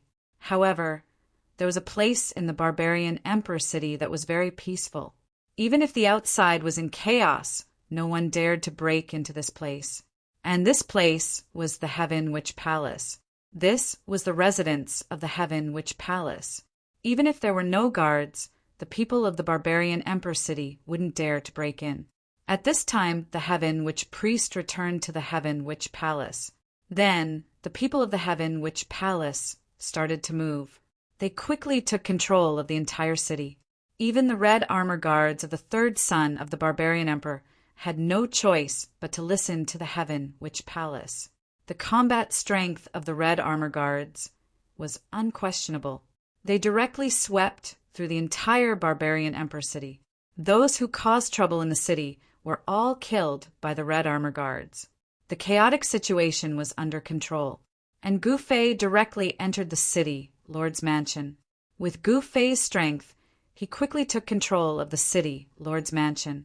He then ordered people to hang the corpse of the 3rd son of the barbarian emperor in the square outside the city, Lord's Mansion. This Man Yao really deserved to die. Gu Fei read Man Yao's memory and knew what kind of person he was. This guy actually used living people to practice his evil technique. Seeing Man Yao's corpse hanging outside the city, Lord's Mansion, everyone in the city was shocked to the extreme. Submit or die. Gu Fei's voice wasn't loud, but it spread throughout the entire city. The 4 god spirits started attacking. Those who didn't submit were killed by the god spirits, led by Tianyuan, especially Man Yao's subordinates. In fact, Tianyuan and the others wanted to get rid of the Scarlet Armor Guards, but the Sky Magus Palace had stepped forward to protect the Scarlet Armor Guards. Even Tianyuan and the others did not dare to go against the Sky Magus Palace. Little girl from the Heaven Witch Palace, what is the meaning of this? Gu Fei directly came to the Heavenly Witch Palace to demand an explanation. Chick. When those people who were taking refuge in the Heaven Witch Palace heard Gu Fei's words, they were all stunned. Who would dare to be impudent in the Heaven Witch Palace? If it wasn't for the fact that the people from the Sky Witch Palace allowed them to enter, to be honest, no one would dare to enter the Sky Witch Palace to seek refuge. Fellow Taoist, how about giving me some face? The Heaven Magus priest's voice came from the main hall of the Heaven Magus Palace. If you talk any more, I'll take you back to warm my bed. Gu Fei said loudly. The voice in the hall immediately disappeared. Lord Heaven Magus. This, within the main hall of the Heaven Magus Palace. The Heaven Magus priest sat on her throne with a hat covering her face. The servant beside her felt indignant, but helpless at the same time, because that fellow outside was truly a madman. He even dared to kill the 3rd son of the barbarian emperor. What else did he not dare to do? If you don't submit, then die. Gu Fei swept his gaze across those nobles in the courtyard in front of the main hall. There were truly many people in the courtyard. The leaders of the 3 great clans were all here. Emo clan's clan head, Xian clan's clan head and Wu clan's clan head were all here. Everyone was looking at the 3 clan heads. Kill the 3 of them, Gu Fei directly ordered. Yes, master. Tianyuan directly stepped forward and was about to act. This lowly one is willing to submit. The Mo clan's clan head was so frightened that he knelt on the ground and begged Gu Fei for mercy. Humph. Old Mo, you coward. This daddy is ashamed to be associated with you. The Xian clan's clan head roared at the Mo clan's clan head. You're not cowardly. You're awesome. You're amazing, Tianyuan said as he punched towards the Xian clan's clan head. The Xian clan's clan head also punched out as the Xian clan's clan head. How could he not be capable? Boom! 2 fists instantly collided. Tianyuan was actually forced to take a few steps back. As for the Xian clan's clan head, he was unmoving like a mountain. It was clear who was superior. The ripples of essence qi caused the surrounding people to stumble and look extremely pathetic. You have some ability. No wonder you're not cowardly. Gu Fei looked at the Xian clan's clan head calmly and said, Brat, if a tiger doesn't show its prowess, do you think I'm a sick cat? The Xian clan's clan head struck out a fist stance. Powerful essence qi ripples exploded from his body. The surrounding people were all shocked. Sigh. Gu Fei let out a sigh. Eat my fist. The Xian clan's clan head said as he exerted strength in his legs and pounced towards Gu Fei. His right fist smashed towards Gu Fei's head with lightning speed. Scram! Gu Fei's slap flew towards the Xian clan's clan head. Pa! It was a ruthless slap to the face. The Xian clan's clan head was sent flying. Boom! He smashed through the wall and fell outside. Acting cool in front of me? You're asking for death. Gu Fei stood with his hands behind his back and said indifferently. Everyone was stunned by Gu Fei's move. I'm willing to submit. The Wu clan's clan head also knelt towards Gu Fei. Do you know that you're being insincere? Gu Fei glanced at them and said, The Wu clan's clan head and the Mo clan's clan head were both shocked and furious. How about this? How about you destroy the Xian clan now? Gu Fei thought about it and said, Yes, master. The Wu clan's and Mo clan's clan heads quickly accepted the order. Then, the Xian clan became history in Barbarian Emperor City. The 2 clans acted against the Xian clan at the same time and divided the Xian clan's territory. This was a good thing for the 2 clans. You think you'll be fine just by hiding here? Gu Fei didn't put the Sky Witch Palace in his eyes. He directly killed the commanders of the Red Armor Guards and replaced them with people from the 2 clans. With Gu Fei's thunderous methods, he quickly gained control of the entire Barbarian Emperor City. Even the priests of the Sky Witch Palace didn't dare to come out and say anything. Actually, many people were watching the Sky Witch Palace. The attitude of the Sky Witch Palace was crucial. Now that even the Sky Witch Palace didn't say anything, tacitly agreeing to Gu Fei occupying the Barbarian Emperor City, what else could the others say? In less than a day, the Barbarian Emperor City changed its master. When the second son of the Barbarian Emperor, Manu, brought his men to the Barbarian Emperor City, the sky had already changed. Over a dozen powerful figures descended from the sky and landed on the plaza in front of the city, Lord's residence. The sunset was like blood, and the air was still filled with a faint smell of blood. It's the 3rd prince! Someone immediately recognized the corpse of the 3rd son of the Barbarian Emperor hanging on the flagpole. Too much. An old man rushed up, cut the rope, and put the corpse of the 3rd son of the Barbarian sovereign down. Little thief, come out and receive your death. Another middle-aged man walked towards the great hall. He was enraged, and his voice spread far and wide. Almost half of the people in the city heard it. What happened? It's from the city, Lord's residence. Could it be that the Barbarian Emperor has arrived? Everyone in the city was shocked. If the Barbarian Emperor personally arrived, that lunatic from the Black Mountain tribe would definitely die. Swish! What responded to this middle-aged man was an arrow. A sharp arrow shot out from the great hall. The speed was so fast that even the middle-aged man didn't have time to dodge. Pooh! That middle-aged man was directly shot, and his entire body was sent flying. He was sent flying tens of feet away by the arrow before he was nailed to the wall and no longer had any signs of life. What? Everyone was shocked. No one expected that they had just arrived at the barbarian emperor city, and they hadn't even seen the enemy, and they had already lost a person. Damn it! Impudent! Damn it! Man Yu's underlings roared in anger as they drew their weapons and stared at the open door of the great hall with vigilance. Scram back to where you came from, or you will end up like that guy. A voice came from the great hall. How dare you? Do you know who you are talking to? An old servant beside Man Yu said angrily, I don't care who he is. I even dared to kill Man Yao. Do you think I'm afraid of you? What a joke. The voice from the great hall continued. What? Everyone's expression changed. Kill, Man Yu ordered. Boom! 13 experts leaped up at the same time and pounced towards the great hall. Powerful Yuan Qi rippled out, and the spiritual Qi of heaven and earth became chaotic. Murderous intent surged. Just when the guy at the front was about to kill his way into the great hall, he seemed to have suddenly collided with an invisible wall and was sent flying. Moreover, his head was bleeding, and he fell to the ground. He slid on the ground for a distance before he stopped. He couldn't stand up for a while. When the others saw this, they hurriedly stopped. However, some people couldn't stop and couldn't control their momentum. Then, as if they had hit a transparent wall, they were sent flying. What's going on? In this way, everyone couldn't remain calm. At this moment, Man Yu, the second son of the barbarian emperor, silently retreated. Bang! Boom!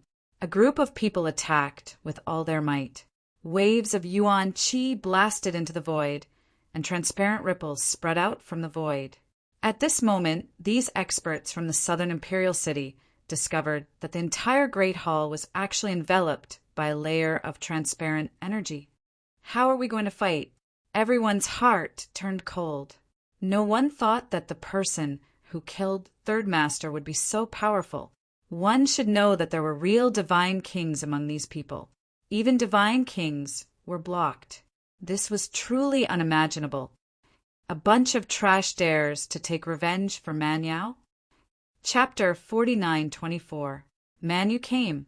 Although Man Yu reeked of alcohol like a profligate son, he was decisive in killing and directly ordered his men to kill Gu Fei. However, an unbelievable scene appeared. The 13 experts under Man Yu's command were actually unable to break into the barbarian emperor city's city governor estate, and they were obstructed by a formidable shapeless force. When Man Yu saw this, he silently retreated. Among the 13 experts, the leader was a general. His name was Jin Shao, and he was an expert of the southern imperial city's Jin family. He was a God King expert. Who is that? Could it be that he killed Third Master? Seeing someone walking out of the hall, the 13 experts stopped and landed in front of the hall, staring at that person. Just a bunch of trash. The person who walked out of the hall was Gu Fei. He glanced at the 13 experts and said indifferently, What? Jin Shao was furious. The people behind him were also furious. This guy actually dared to say that they were trash. The Jin clan of the southern imperial city was not a small force. They were the trusted aides of the barbarian emperor. Jin Zhao's position in the Jin clan wasn't low either because he was a divine king expert. He was originally Third Master Man Yao's man. Now that Man Yao was dead, he naturally had to choose another side. The consequences of choosing the wrong side was very serious. Although Second Master seemed to be an ignorant and incompetent profligate son, he had placed his bet on Second Master, because First Master Man Xiong had always been suppressing the Jin clan. There's a formation here. The defensive formation of the mansion has been activated. Jin Shao stared at Gu Fei, who was standing in the hall, and said coldly, TSK, so that's the case. Do you dare to come out and fight? A black-clothed middle-aged man behind Jin Shao stared at Gu Fei and said in disdain, "Why wouldn't I dare?" Gu Fei directly walked out from behind the door. "There's a path to heaven, but you don't want to take it. You want to barge into hell yourself." The black-clothed, middle-aged man laughed sinisterly. "TSK, you guys think too highly of yourselves." Gu Fei shook his head in disdain. "Boss Jean, how about giving this guy to me?" The black-clothed, middle-aged man said to Jin Xiao. "All right, let's see what Uncle Hua can do then." As Jin Xiao spoke, he retreated with the others. At this moment, Uncle Hua's aura changed. This person had a stern aura, and there was a hideous scar on his face that stretched from his forehead to his chin. His gaze was fierce and sinister. "Hee, little fellow, how do you want to die?" Uncle Hua was very confident because he was a low-level God King. He was several times stronger than the half-step God King Manyao. Moreover, Uncle Hua's soul-shattering palm was one of the best. "Sai, I wanted to keep a low profile, but there's always someone who won't let me." Gu Fei sighed. "You." Uncle Hua was so angry that he laughed. This brat actually dared to underestimate him. He really deserved to die. "Hurry up and make your move. Otherwise, you won't have the chance to make your move once I make my move." Gu Fei said impatiently, "Is that guy crazy?" High up in the sky, the heaven witch shaman came out to watch the show again. She had a strange feeling about Gu Fei, and she always wanted to see him. She even suspected that she was sick. She had never cared about someone so much since she was young. "Little fellow, you sure talk big." Uncle Hua laughed sinisterly. He stomped his right foot on the ground, and his entire body shot towards Gu Fei like an arrow. He extended his right hand and slapped Gu Fei's chest. "Sigh, boring." Gu Fei casually waved his right hand and deflected Uncle Hua's palm strike to the side. Then he performed a heart-piercing kick with his right leg. The tip of his foot ruthlessly kicked Uncle Hua's heart. In the next moment, Uncle Hua let out a blood-curdling scream and was sent flying. When he landed on the ground, he was already dead. Everyone looked and saw that Uncle Hua's heart had caved in. It seemed that his heart had been crushed by Yi Fuqian's kick. In fact, a crushed heart would not kill Uncle Hua. However, Gu Fei's kick was different. Not only did it crush Uncle Hua's heart, but it also shattered his primordial spirit. This Uncle Hua could not even be a ghost anymore.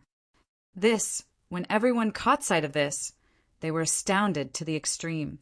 To think that this fella could kick a celestial king to death with a single kick. What were they to do now? Among the 13 of them, only Uncle Hua, Boss Jean, and the one-armed swordsman Qiu Qianjian were there. The rest were either half-step divine kings or heavenly gods. "Boss Jean, you go!" Everyone retreated at the same time. "You guys!" Jin Xiao stood at the front alone. He was speechless. These fellas were not reliable at all. "Boss Jean, only you are his opponent now," Qiu Qianjian said. "Damn you, Qiu Qianjian. Why don't you change your name to Qiu Qianjian?" Jin Xiao pointed his middle finger at Qiu Qianjian behind him. "Haha," the others burst into laughter. "You're not bad. I'll play with you then," Gu Fei said as he took a step forward and arrived at the center of the square in an instant. "Play? Be careful, or you'll lose your life." Jin Xiao also took a step forward and appeared in front of Gu Fei in an instant. His heavenly skill of Black Tortoise had been cultivated to the 7th level. His body was invulnerable, and only divine weapons could hurt him. He was simply a human-shaped killing machine. Humph. Gu Fei did not say anything. He pushed off with both feet and dashed towards Jin Xiao. Behind him, a cloud of dust rose and a piercing sound was heard. The surrounding experts who saw this scene were all shocked to the extreme. This fella, even Jin Xiao's expression changed at this moment. He became extremely solemn. In the next moment, he activated the heavenly skill of Black Tortoise. A layer of faint golden light appeared on his body, as if he was covered by a golden tortoise shell. He took a deep breath, and his body actually grew bigger. Every muscle was vibrating and releasing the tyrannical power of Black Tortoise. The golden tortoise shell that emerged from his body protected him from head to toe. There were no gaps or blind spots. At this moment, Gu Fei had already rushed in front of Jin Xiao. Roar! Jin Xiao roared and attacked with all his might. He gathered all the strength in his body and punched. Bam! With a muffled sound, Gu Fei directly collided with Jin Xiao's fist. In the next moment, Jin Xiao's entire arm exploded. He was sent flying for more than 10 meters and rolled on the ground. How is this possible? Jin Xiao struggled to stand up. He stared in disbelief at Gu Fei, who was walking towards him step by step. How could this fella be so strong? The experts under Jin Xiao were all stunned. Boss Jin had cultivated the heavenly skill of Black Tortoise to the 7th level. He had copper skin and iron bones. Even a great perfection God King couldn't defeat him in one move. However, Gu Fei only needed one punch to shatter Jin Xiao's right arm and severely injure him. At this moment, Gu Fei walked in front of Jin Xiao and looked at him indifferently. "You!" Jin Xiao was terrified to the extreme. It was as if he had seen a ghost. A God King of the Jin family is only SOSO. Gu Fei shook his head. He had read Man Yao's memories and knew about Jin Xiao's origin. He also knew about the situation in the Void Realm. There were 5 great territories and 5 emperors. Every emperor was not simple. They were all known to be invincible. Don't get too full of yourself. My elder brother will definitely take revenge for me. Jin Xiao stared at Gu Fei and said through gritted teeth, "You mean the head of the Jin family, Jin Jinan? It won't be long before I send him to reunite with you," Gu Fei said indifferently. What Jin Xiao was shocked. He spat out a mouthful of blood in his excitement. Gu Fei didn't waste any more words. He pointed a finger, and a ray of sword qi shot out from his finger, piercing through Jin Xiao's head. Jin Xiao's group only regained their senses at this moment. "Let's attack together and kill this guy." Jin Xiao was dead, but there were still 11 experts. The one-armed swordsman, Qiu Qianjian, was also a God King. The 11 experts didn't retreat in fear.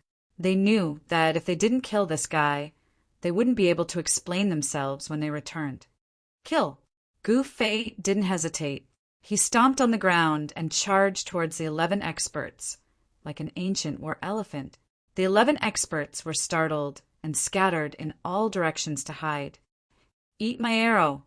One of the heavenly god powerhouses who was dodging knocked an arrow and shot towards Gu Fei.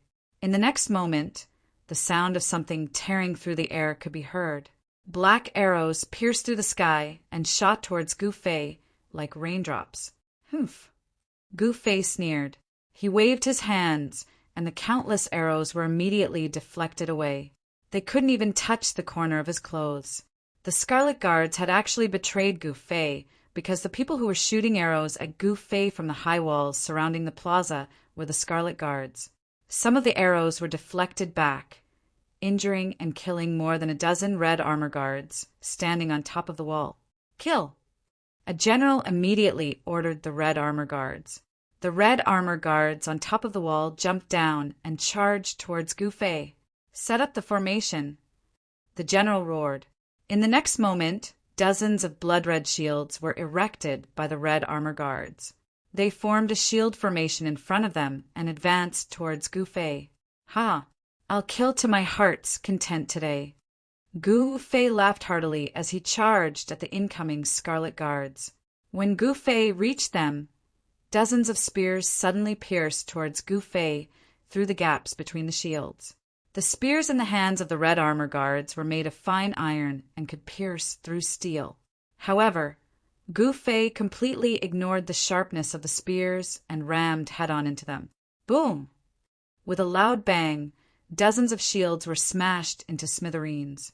The shield-wielding, scarlet-armored battle soldiers screamed as they were sent flying. The sharp spears did not even leave a mark on Gu Fei's body. Chapter 49-25. When the second son of the barbarian emperor, Manu, led his men to the barbarian emperor city, the red armor guards that had surrendered to Gu Fei betrayed Gu Fei and attacked the city Lord Mansion at the most crucial moment. On the square in front of the city Lord Mansion, Gu Fei killed his way into the battle formation of the red armor guards all by himself. On the walls around the square, everyone who saw this scene could no longer be described as shocked. This Gu Fei actually fought against thousands of red armor guards all by himself? The Red Armor Guards were an elite army that was formed by warriors. They were well trained, and 3,000 Red Armor warriors were enough to kill a real god. Even a divine king would have a headache when facing a battle formation of 5,000 Red Armor Guards. In the Void Realm, only the invincible emperor would be unafraid of an army.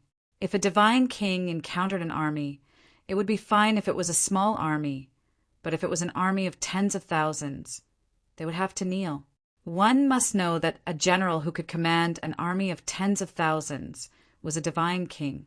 The commander of the 5,000 Red Armor Guards was a half-step divine king, and the 3 deputy commanders were peak heavenly gods. Who was Gu Fei? He naturally knew how terrifying an army was. Those immortal dynasties in the mortal world had millions of troops. Such a force, even immortals would have to kneel in front of them.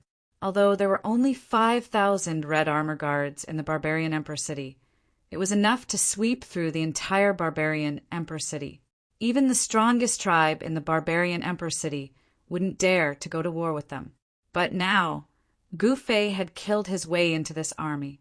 With a sweep of his hand, a dazzling saber light shot out from his hand, reaching a height of 10 feet in an instant. The dozens of crimson-armored warriors in front of him were sliced in half. With a backhand slap, he sent another dozen or so crimson-armored warriors flying. Then he leaped into the air and stomped another crimson-armored warrior into the ground. Gu Fei was like a tiger in a flock of sheep. With a wave of his hand, a large number of red armor warriors were either killed or injured.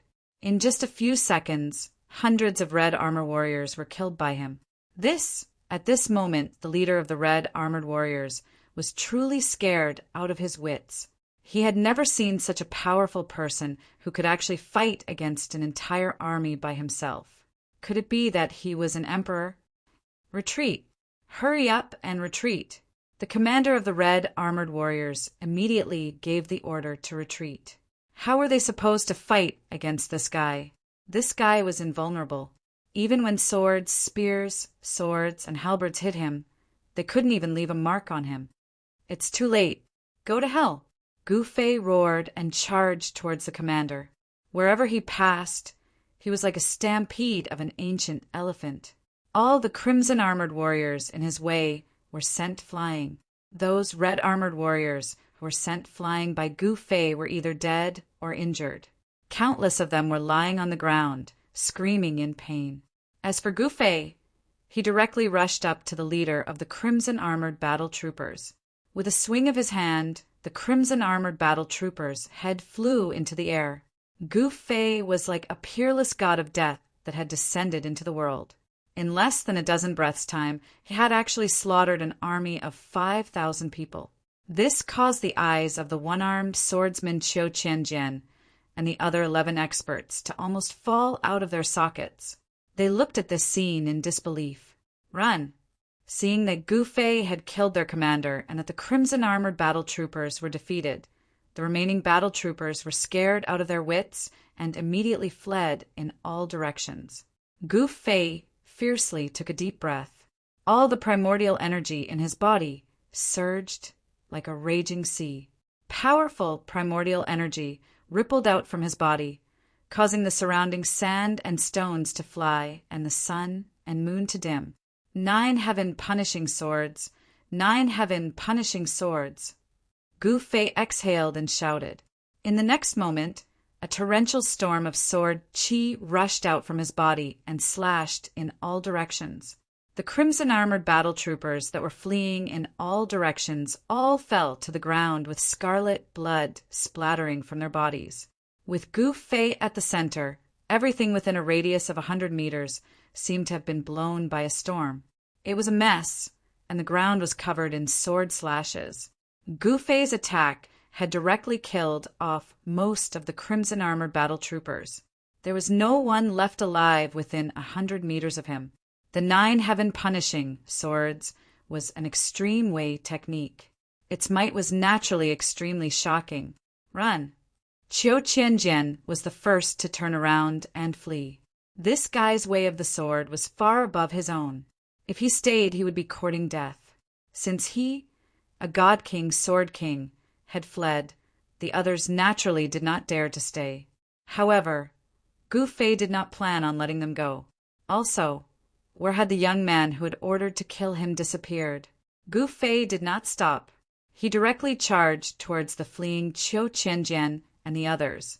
He killed his way out of the square, out of the city lord's residence, and out of the streets. This guy is too crazy. High up in the sky, the heaven shaman priest and his maidservant were stunned when they saw this scene.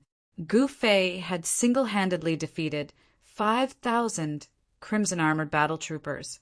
He had also killed the experts that Man Yu had brought with him. Gu Fei had killed Jin Shao with a single finger. Moreover, he had single-handedly defeated 5,000 crimson-armored battle troopers. After the news spread, the barbarian emperor city was instantly in an uproar. Everyone was shocked to the extreme. Who would have thought Master is actually so powerful? The Wu family patriarch and Mo family patriarch who rushed over after hearing the news were stunned. The last move that Gu Fei had displayed was definitely an extremely overbearing killing move. Even the heaven shaman priest had never seen such an overbearing killing move. Very quickly, Gu Fei killed his way out of the barbarian emperor city, leaving behind many corpses along the way. He chased and killed all the remaining crimson-armored battle troopers. Among the 11 experts that came with Qiu Qianjian, 5 of them died in his hands. Gu Fei had been chasing Qiu Qianjian and the others all the way to a stronghold 10 miles away. This stronghold wasn't small. It was the place where a tribe was located. This tribe was called the Heaven Fire Tribe. The Heaven Fire Tribe was located in the mountains. At this time, there should have been smoke rising from the chimneys of the tribe. But now the entire stronghold was very quiet, so quiet that it was frightening. The Heaven Fire Tribe was a tribe that one had to pass through in order to reach the barbarian emperor city. This tribe was originally controlled by Man Yao's forces. But now that Man Yao had been killed by Gu Fei, this tribe seemed to be in trouble. Gu Fei saw that outside the entrance of the stronghold, there were more than 10 corpses hanging on the trees on both sides. A gust of wind blew, and these corpses immediately swayed. These corpses hanging on the trees should be the people of the Heaven Fire Tribe. The stronghold of the Heaven Fire Tribe had become an empty stronghold. Someone had driven away all the people of the Heaven Fire Tribe. Bam! As soon as Gu Fei entered the stronghold, he was attacked. With a backhand palm, he pushed back an old man with white hair and beard. The old man held his chest and staggered, a trace of blood seeping out of the corner of his mouth. Sneak attack me? You must be tired of living. Gu Fei stared at the old man and said coldly, "Humph, I didn't expect so many experts to be hidden in such a small tribe." Gu Fei looked around and saw one figure after another coming out of the stronghold. Each of them had a powerful fluctuation of yuan qi. The old man stared coldly at Gu Fei and said indifferently, "I also didn't expect that the person who chased after my young master would be so young. Elder Xian, this person killed your entire family. Why are you still talking nonsense with him?" At this time, from the corner in front, a young man in black walked out. He looked drunk and carried a jar of wine in his hand. This person was the second son of the barbarian emperor Man Yu. "Young master, this guy is not simple," the old man called Elder Xian said. "Aren't you talking nonsense? If he was simple, then I wouldn't need to use all of you," Man Yu said angrily. At this moment, the one-armed swordsman, Qiu Qianjian, appeared behind Gu Fei. "So you're the fish that escaped the net from the barbarian emperor city's Xian clan. Gu Fei looked at the old man and said, "Humph, little fellow die." The old man snorted coldly, and then he attacked Gu Fei. At the same time, the one-armed swordsman, Qiu Qianjian, who was behind Gu Fei, made his move. He pulled out the ancient sword on his back and stabbed it at Gu Fei's back. Qiu Qianjian's sword was very fast and accurate. At the moment when the tip of Qiu Qianjian's sword was about to touch Gu Fei moved to the side, took a step forward, and directly punched at Elder Xian. Bam! Kacha! Gu Fei's fist smashed onto Elder Xian's chest from an inconceivable angle, and the sound of bones breaking resounded. The clothes on Elder Xian's back were instantly blasted apart, and a fist mark appeared on his body. His entire chest caved in, and his chest was pressed against his back. At this moment, Elder Xian's expression instantly became extremely terrified. He looked at Gu Fei as if he had seen a ghost, and his face was filled with disbelief. Yub, Elder Xian wanted to say something, but at this moment, a strand of blood surged up his throat. In the end, he couldn't say his last words, and he fell straight down. Man Yu's pupils couldn't help but constrict when he saw this scene. At this moment, Qiu Qianjian couldn't help but turn pale with fright when he saw Gu Fei kill Elder Xian with a single punch, and he hurriedly withdrew his sword and retreated. Can't even withstand a single blow. Gu Fei shook his head. Being invincible is so lonely. Attack together and exhaust him to death. Man Yu directly ordered, "Kill." Countless experts in the stronghold immediately attacked Gu Fei like a tide. These people were all Man Yu's subordinates. He pretended to be a profligate young master and frequently lingered in places of pleasure, but he was secretly cultivating his own forces. In order to ensure that nothing goes wrong, Man Yu had secretly brought his trusted subordinates to the barbarian Emperor City. He wanted to take advantage of this opportunity to take over barbarian Emperor City and become the local tyrant. However, no one had expected that Gu Fei was actually so strong. He didn't fear any opponent, and he even chased Qiu Qianjian and the others all the way here by himself. "Come at me!" Gu Fei shouted loudly, and he actually directly killed his way into the crowd. Seeing how brave Gu Fei was, the second son of barbarian Emperor Man Yu quietly retreated. Chapter 49:26. Kill. In the Heaven Fire tribe, following Man Yu's order, countless experts in the surroundings didn't hesitate. They immediately roared and charged at Gu Fei from all directions. Humph. Gu Fei indifferently glanced at these guys. In the next moment, his right foot stomped on the ground. Bang!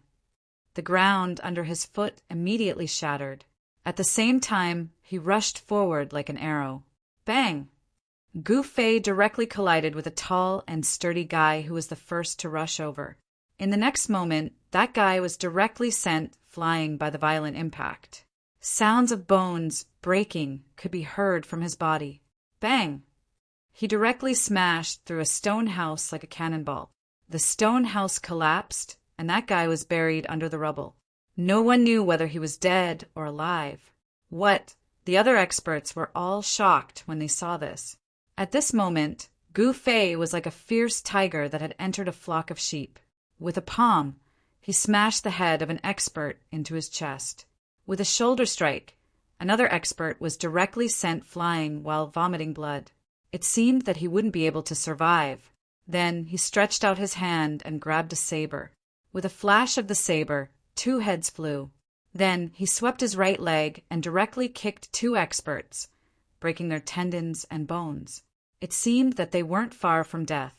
In just an instant, with just a few flicks of his fingers, Gu Fei killed 4 experts and heavily injured 2 others. In addition to the one who died with a single punch, there were already 7 experts who had died in Gu Fei's hands. This time, Man Yu brought a lot of people. Moreover, these subordinates of Man Yu were at least at the divine spirit realm, and the strongest ones were even divine kings. However, in front of Gu Fei, these guys were really too weak. Originally, he thought that he could meet a few experts to play with. Who would have thought that they couldn't even withstand one or two of his moves? This kind of one-sided massacre made Gu Fei somewhat unhappy. At this time, Gu Fei was still holding the saber that was still dripping blood, coldly looking at Man Yu, who was retreating. This guy! Everyone else was stunned by Gu Fei's bravery. They were all scared, silly by this scene. No wonder this fellow dared to kill Man Yao. No wonder he dared to go against the barbarian sovereign. He's truly capable. He's too strong. This group of people were death warriors nurtured by Man Yu, and they only listened to Man Yu's orders. The expert in the lead was called Tu Xiangshan. He stared fixedly at Gu Fei, and his pupils couldn't help but contract. The battle prowess displayed by Gu Fei had far exceeded his expectations. Come and die. Gu Fei crooked his finger at Tu Xiangshan and said coldly. A cold, killing intent emanated from his body, and the surrounding temperature quickly dropped.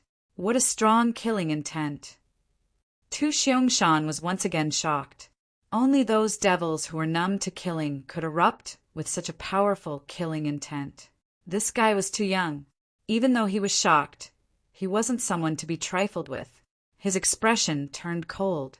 In the next moment, he exerted force with his legs and charged towards Gu Fei. At the same time, he stretched out his right hand and slapped towards Gu Fei.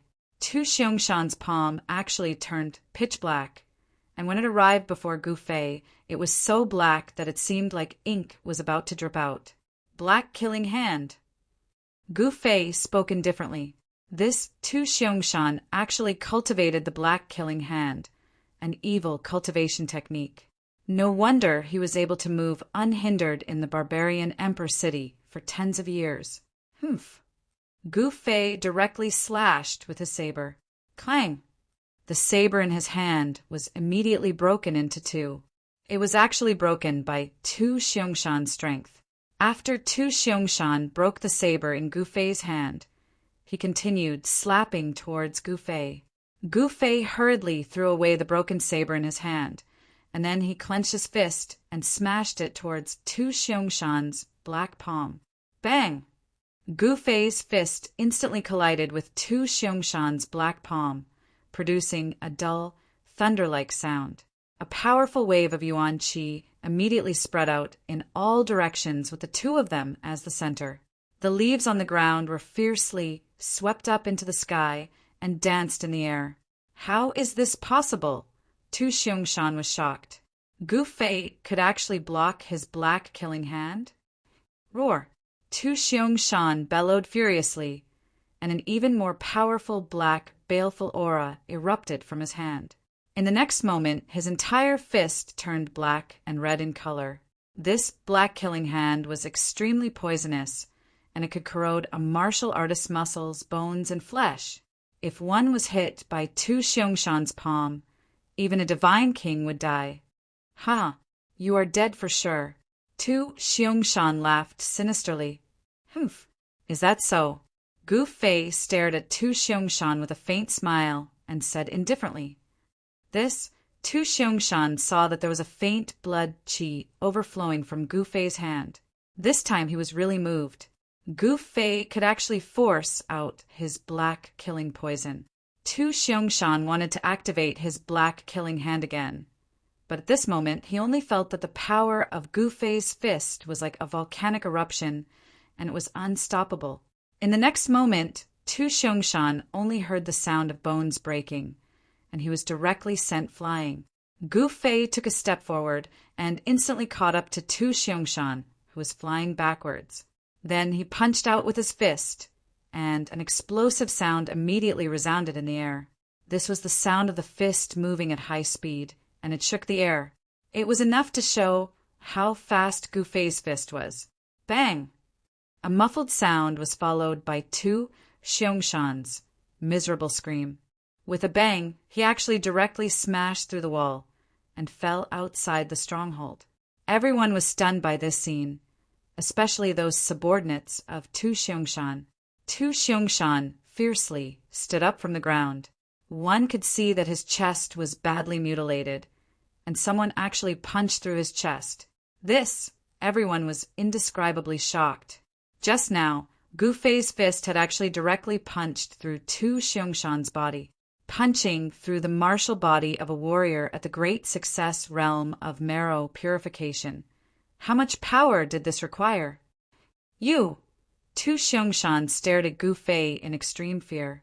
He wanted to say something, but at this moment he was unable to say anything. Like an ant. Gu Fei looked indifferently at Tu Xiongxan. After Tu Xiongxan heard the sentence from Gu Fei, his life was completely cut off and he fell straight down. This time he could no longer stand up. Even at the moment of his death, he never thought that he would die at the hands of Gu Fei. Attack together! What are you still standing there for? The one-armed swordsman, Qiu Qianjian, shouted loudly, and he himself also attacked Gu Fei. This was a divine king of the way of the sword. Once this guy attacked, Sword Qi instantly swept across, and it was difficult for others to interfere. However, even though they knew that they were no match for him, they still attacked Gu Fei. Chapter 49:27. In the Heaven Fire tribe, a few miles away from the barbarian emperor city, Gu Fei was fighting against over 100 experts. These experts were the subordinates of the second son of the barbarian emperor, Manyu. This was an underground force that he had secretly nurtured over the years. Manyu pretended to be crazy, but he wasn't stupid. He was a profligate son of a rich family that lingered in the brothels for others to see.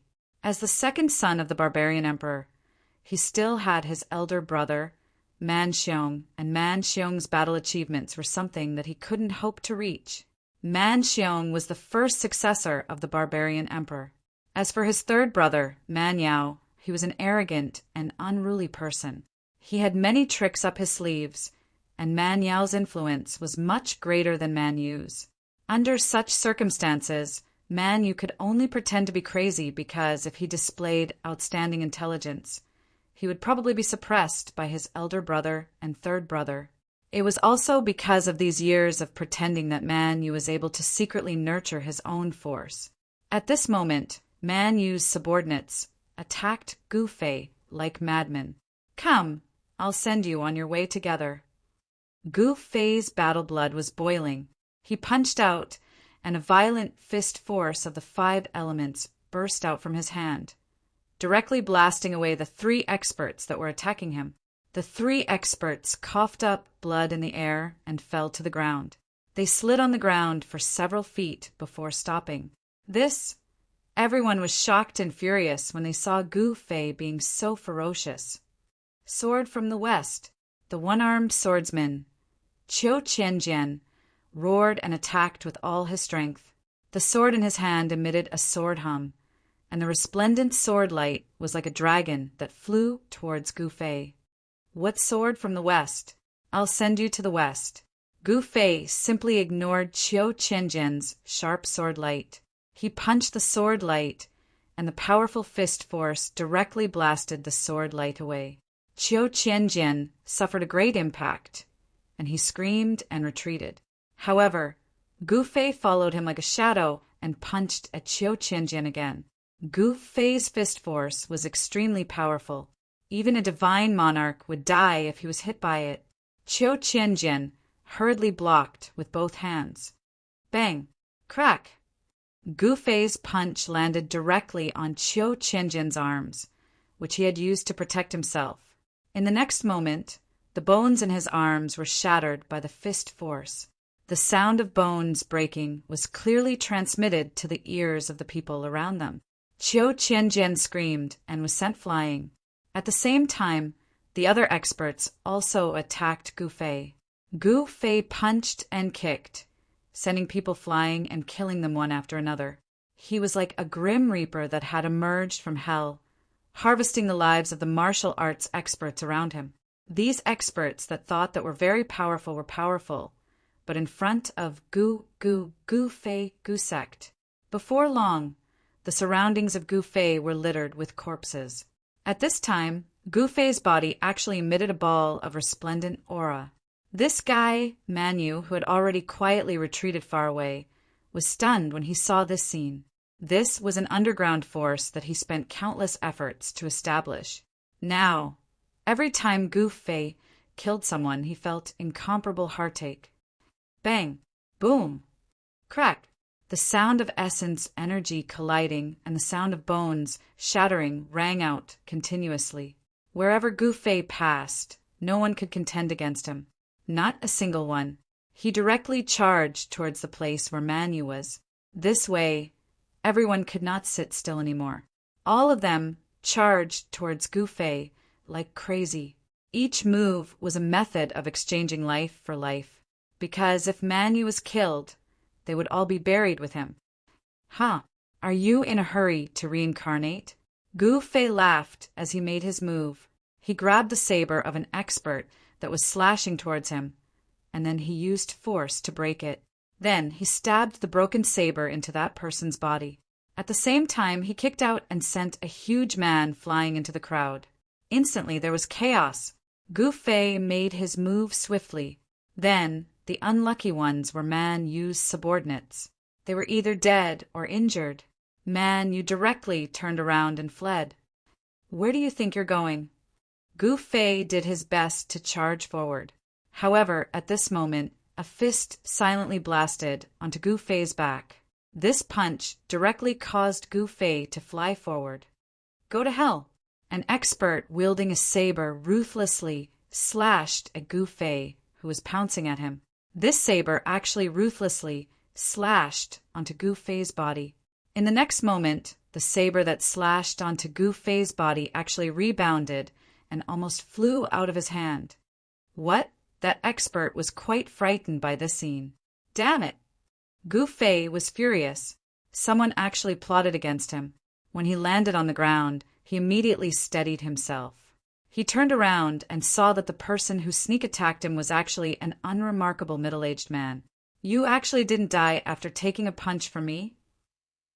That middle-aged man was also shocked. This guy was a peak god king. His great Een divine fist was extremely powerful. Moreover, the great Een cold chi was incomparably powerful. Those who were hit by his fist would be directly frozen into an ice sculpture by the great Een cold chi. Great Een divine fist, Handong. When the one-armed swordsman Qiu Qianjian saw that middle-aged man, his eyes instantly lit up. He didn't expect that even this guy would submit to Manu. Kill! At this moment, countless figures once again charged towards Gu Fei. All of you die for me! Gu Fei became ruthless. He roared furiously, and countless incomparably sharp sword chi erupted from his body. In the next moment, countless sword lights rushed out from his body and penetrated in all directions. After that, countless blood mists suddenly appeared. In just an instant, with Gu Fei as the center, everyone within a radius of 60 feet was penetrated by the sword chi. The result of being penetrated by the sword chi was only death. More than half of those who besieged Gu Fei actually collapsed in an instant. When Manu, who had fled far away, saw this scene, his heart was dripping blood. He gritted his teeth and directly soared into the sky. If he didn't flee now, he wouldn't be able to escape anymore. An ant is an ant, and you still want to kill a giant dragon? Simply laughable. Gu Fei stood proudly and coldly swept his gaze across the surrounding people. Those who could survive under his great killing move weren't simple. There was a total of 5 people. 5 great god kings. Just thinking about it made one's scalp numb. At this moment, Gu Fei was surrounded by 5 great god kings. The aura that erupted from each god king was extremely tyrannical. Even Gu Fei had no choice but to become serious at this moment. Who exactly are you? Qiu Qianjian held his divine sword and stared at Gu Fei. This guy was so young and so powerful. His background was probably shocking. Why don't the 5 of you follow me? What future do you have by following that Manu? Gu Fei suddenly grinned and said such words. What? Chapter 49:28. Gu Fei chased after Manu, killing his way out of Barbarian Emperor City and into Heaven Fire Tribe's territory. However, The entire Heaven Fire tribe's encampment was empty. Not a single person from Heaven Fire tribe could be seen. And here, Gu Fei encountered an ambush.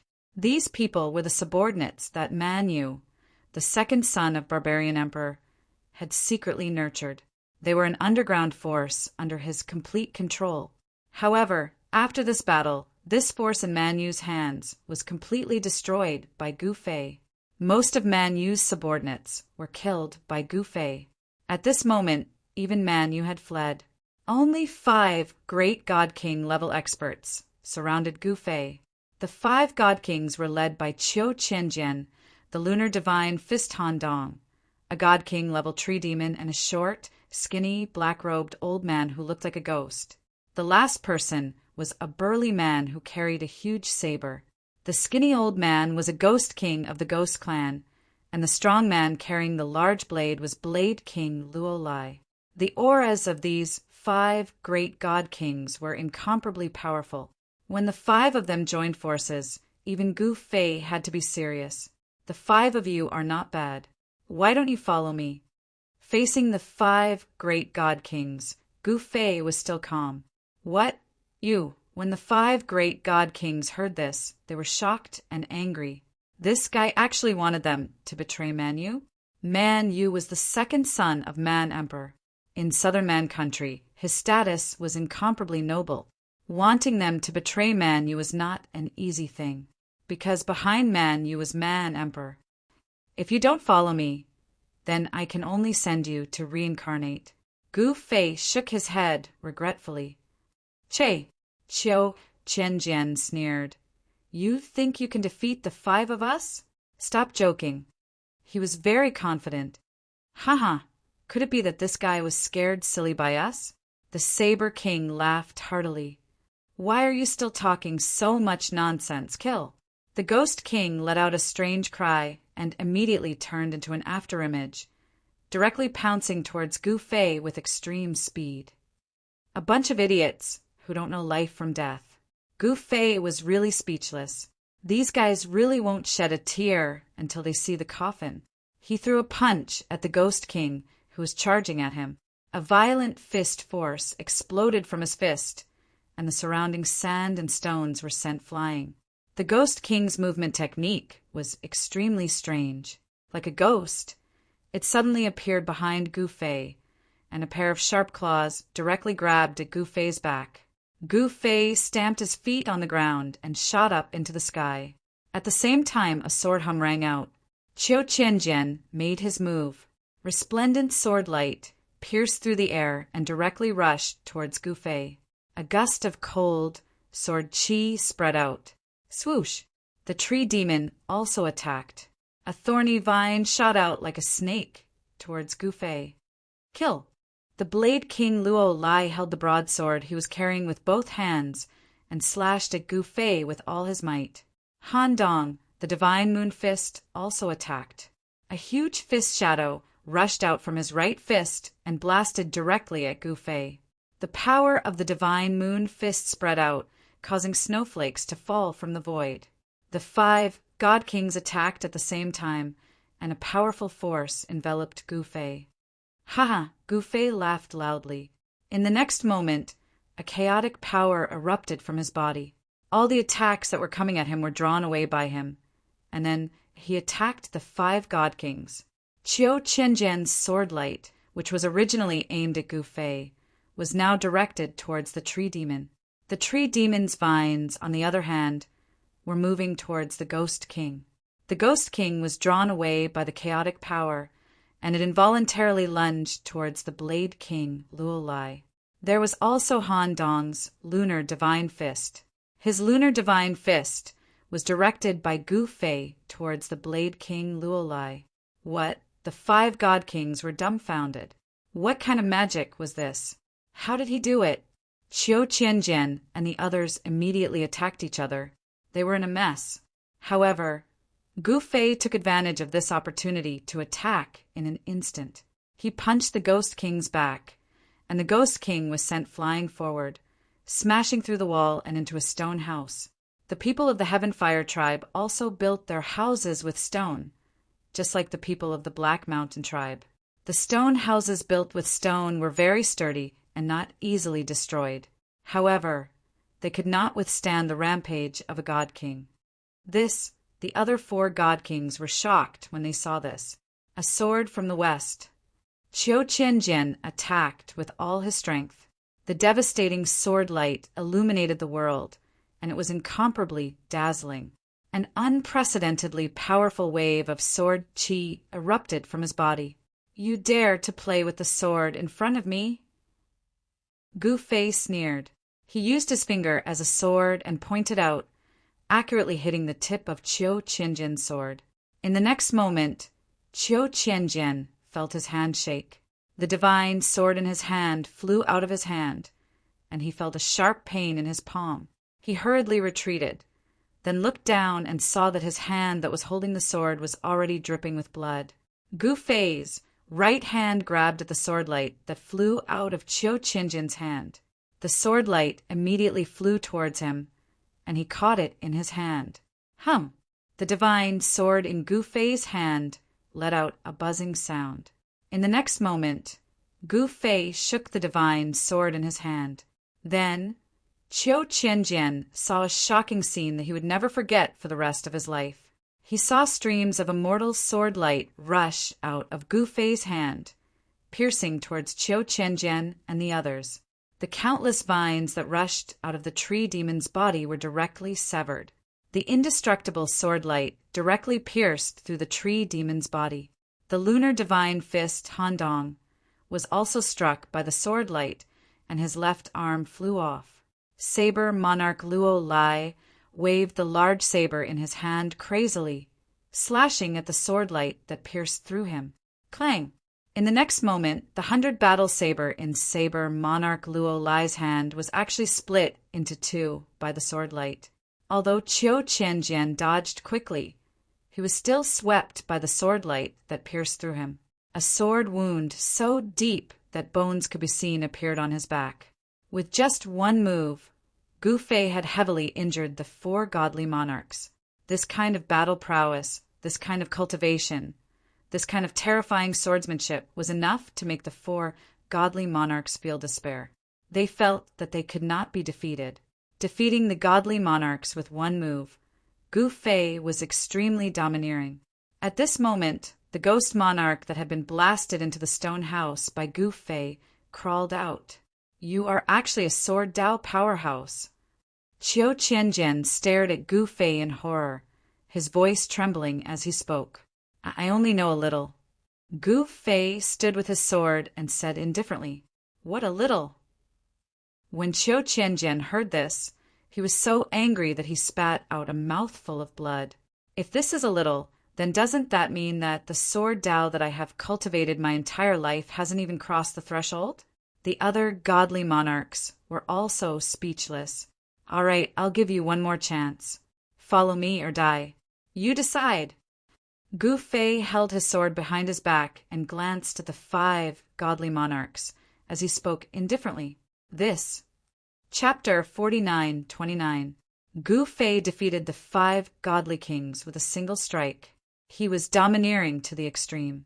However, the 5 godly kings were in despair. However, they still had a chance. That was, Gu Fei had given them another chance. As long as they were willing to surrender and submit, Gu Fei would let them live. "You want us to submit to you?"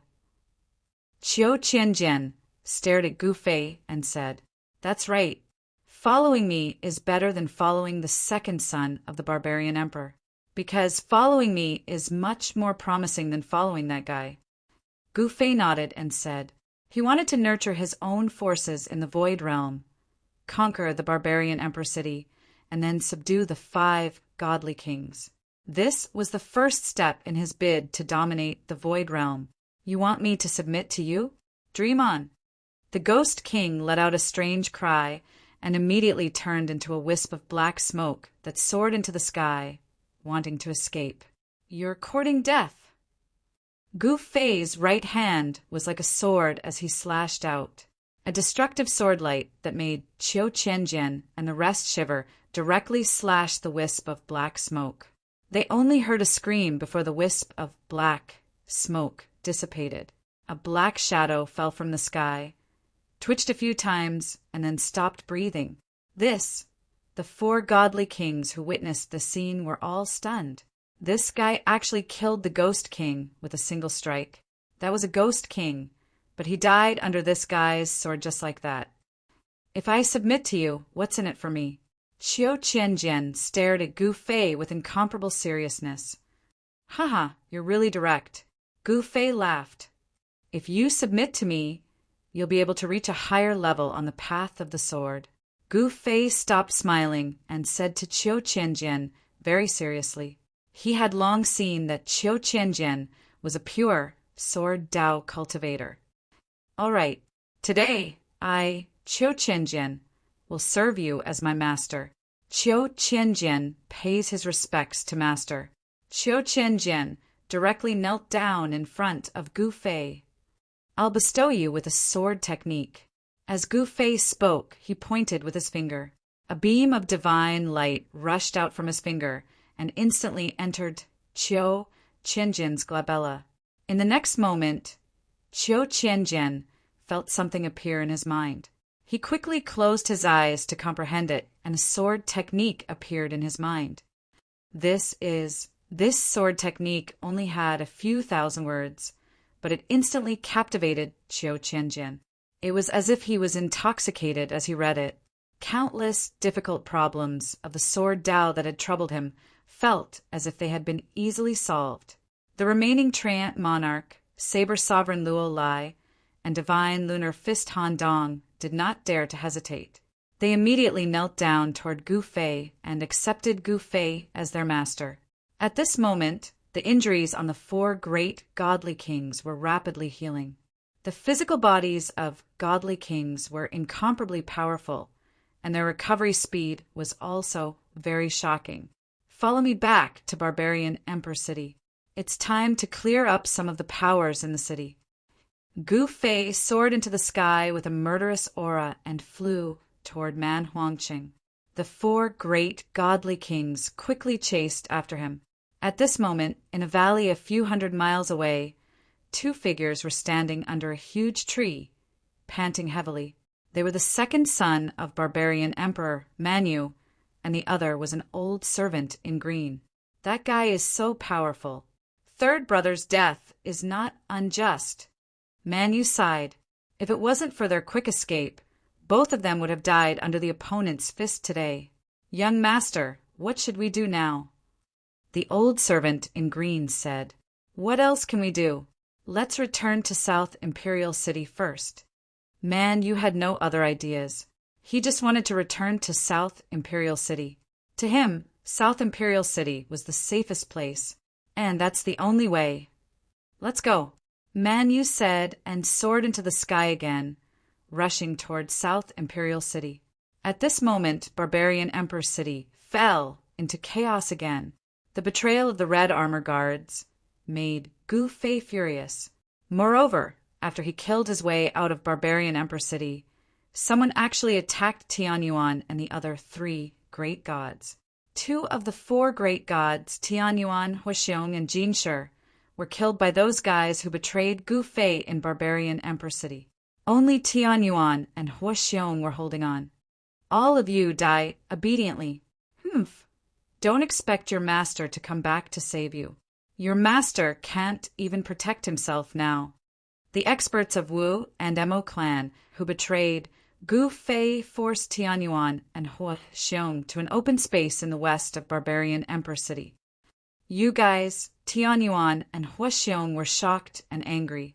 They never thought that Wu and Mo clan would betray their master so quickly. They were simply fence-sitters. Ha ha, no one can save you today. Die. The patriarch of Wu and Mo clan led the experts of their respective clans towards Tianyuan and Huaxiong. Is that so? Just at this moment, a cold voice came from the horizon. When they heard this voice, Tianyuan and Huaxiong were surprised and happy, but the patriarch of Wu and Mo clan turned pale with fright. They raised their heads and saw a figure appear in the horizon, and it was rapidly approaching them. It's Gu Fei? How can it be? The patriarch of Wu clan was so scared that his legs were trembling. The reason they dared to betray Gu Fei was because they had long been in contact with Man Yu, the second son of Barbarian Emperor. Otherwise, why would the Red Armor Guards change sides at the critical moment? It was because they knew that Man Yu had brought his group of incomparably powerful subordinates to Barbarian Emperor City that the Wu and Mo clan had the courage to rebel against Gu Fei. Now that Gu Fei had returned, there was no need to ask. The unlucky one must be Man Yu. This time, it was Man Yu who caused our deaths. The face of Mo clan's patriarch was ashen. They saw that Gu Fei did not return alone. There were still 4 great experts following behind him, and every one of them burst out with an incomparably powerful Divine King aura. Among the 5 Divine Kings under Man Yu, were actually subdued by Gu Fei. Thinking of this, the patriarchs of Wu and Mo clan despaired. No one would have thought that Man Yu brought such a powerful expert to annihilate Gu Fei, but actually ended in failure. Was Man Yu really a good-for-nothing? Master, spare me! The patriarch of Wu clan directly knelt on the ground and kowtowed to Gu Fei, who had already arrived in the sky. Master, spare me. It's all because of this old Wu who threatened and lured me. That's why I was blinded by lard and did such a thing. The patriarch of Mo clan directly wanted to push all the blame onto the patriarch of Wu clan. What, old Mo? It was obviously you and Man Yu who came to my door and forced me to betray Master. Now you want to bite back. The patriarch of Wu clan was shocked and said hurriedly, "All right, still acting in front of me?" Gu Fei was impatient. "Master, it's not an act. You have to believe me." The patriarchs of Mo clan and Wu clan were trembling as they knelt on the ground and pleaded bitterly. "Kill them all. Don't leave a single one alive," Gu Fei directly ordered. "Yes, Master." Chapter 49:30. Man Yu, the second son of Barbarian Emperor, had some ability. This time he brought countless experts to attack Barbarian Emperor City, wanting to kill the madman of the Black Mountain tribe. However, even though Man Yu's plan was very thorough, he was still defeated in the end. All his subordinates were killed by Gu Fei. Qiu Qianjian and the other 3 divine kings were defeated by Gu Fei and surrendered to Gu Fei. Just as Tianyuan and the rest were about to be killed by the family heads of the Wu family and the Mo family in the city, Gu Fei returned. Gu Fei killed his way back to Barbarian Emperor City. Then everyone was dumbfounded. No one thought that Gu Fei could actually defeat Man Yu. When the Wu and Mo clan's patriarchs saw Gu Fei coming back, they were so scared that they almost peed their pants. They immediately knelt on the ground and begged Gu Fei to spare their lives. "Kill. Leave no one alive," Gu Fei ordered. "Yes, Master." The 4 divine kings under Gu Fei received the order at the same time. Then, tragedy befell the Wu and Mo clan.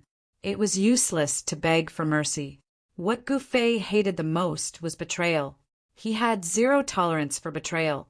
Therefore, the Wu clan's patriarch was punched into a bloody mist by Han Dong, while the Mo clan's patriarch was stomped to death by the Treant Demon King. Then, all those who participated in the rebellion were killed by Gu Fei, leaving no one alive. However, he spared those who didn't participate in the rebellion. Therefore, the Wu and Mo clan weren't exterminated.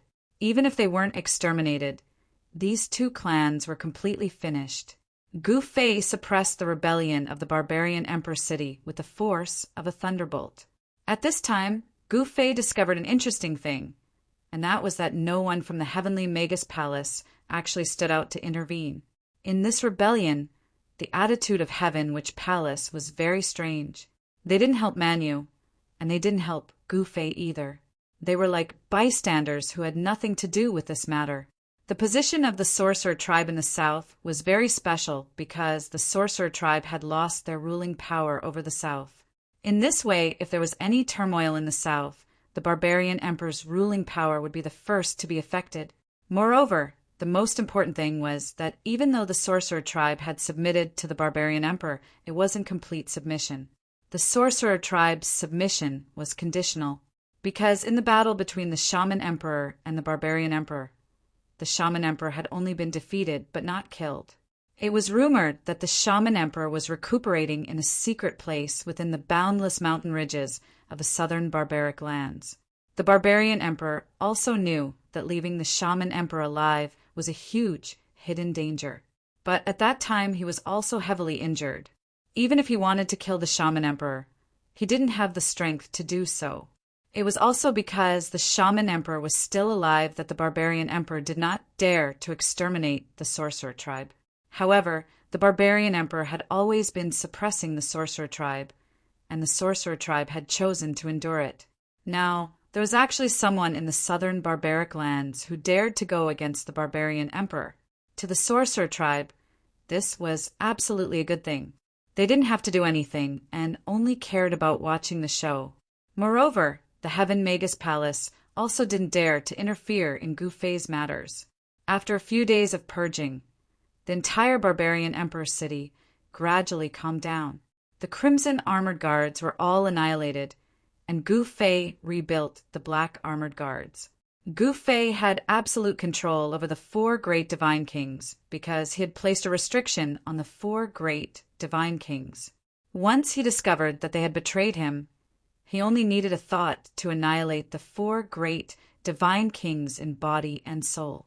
With the 4 great divine kings holding down the fort in the barbarian emperor city, the current barbarian emperor city could be said to be Gu Fei's world.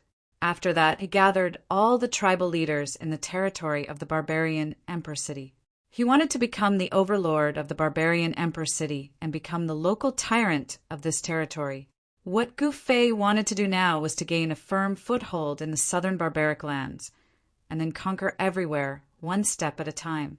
The territory of the barbarian emperor city wasn't small, and there were more than 100 human tribes in the territory. These human tribes of various sizes were distributed all over the territory. The large tribes had more than 100,000 people, and the small tribes had 1 to 2,000 people. There was a huge difference in strength between tribes. The small tribes attached themselves to the large tribes, and between the large tribes, they fought with each other endlessly, all wanting to occupy the most resources and the most territory.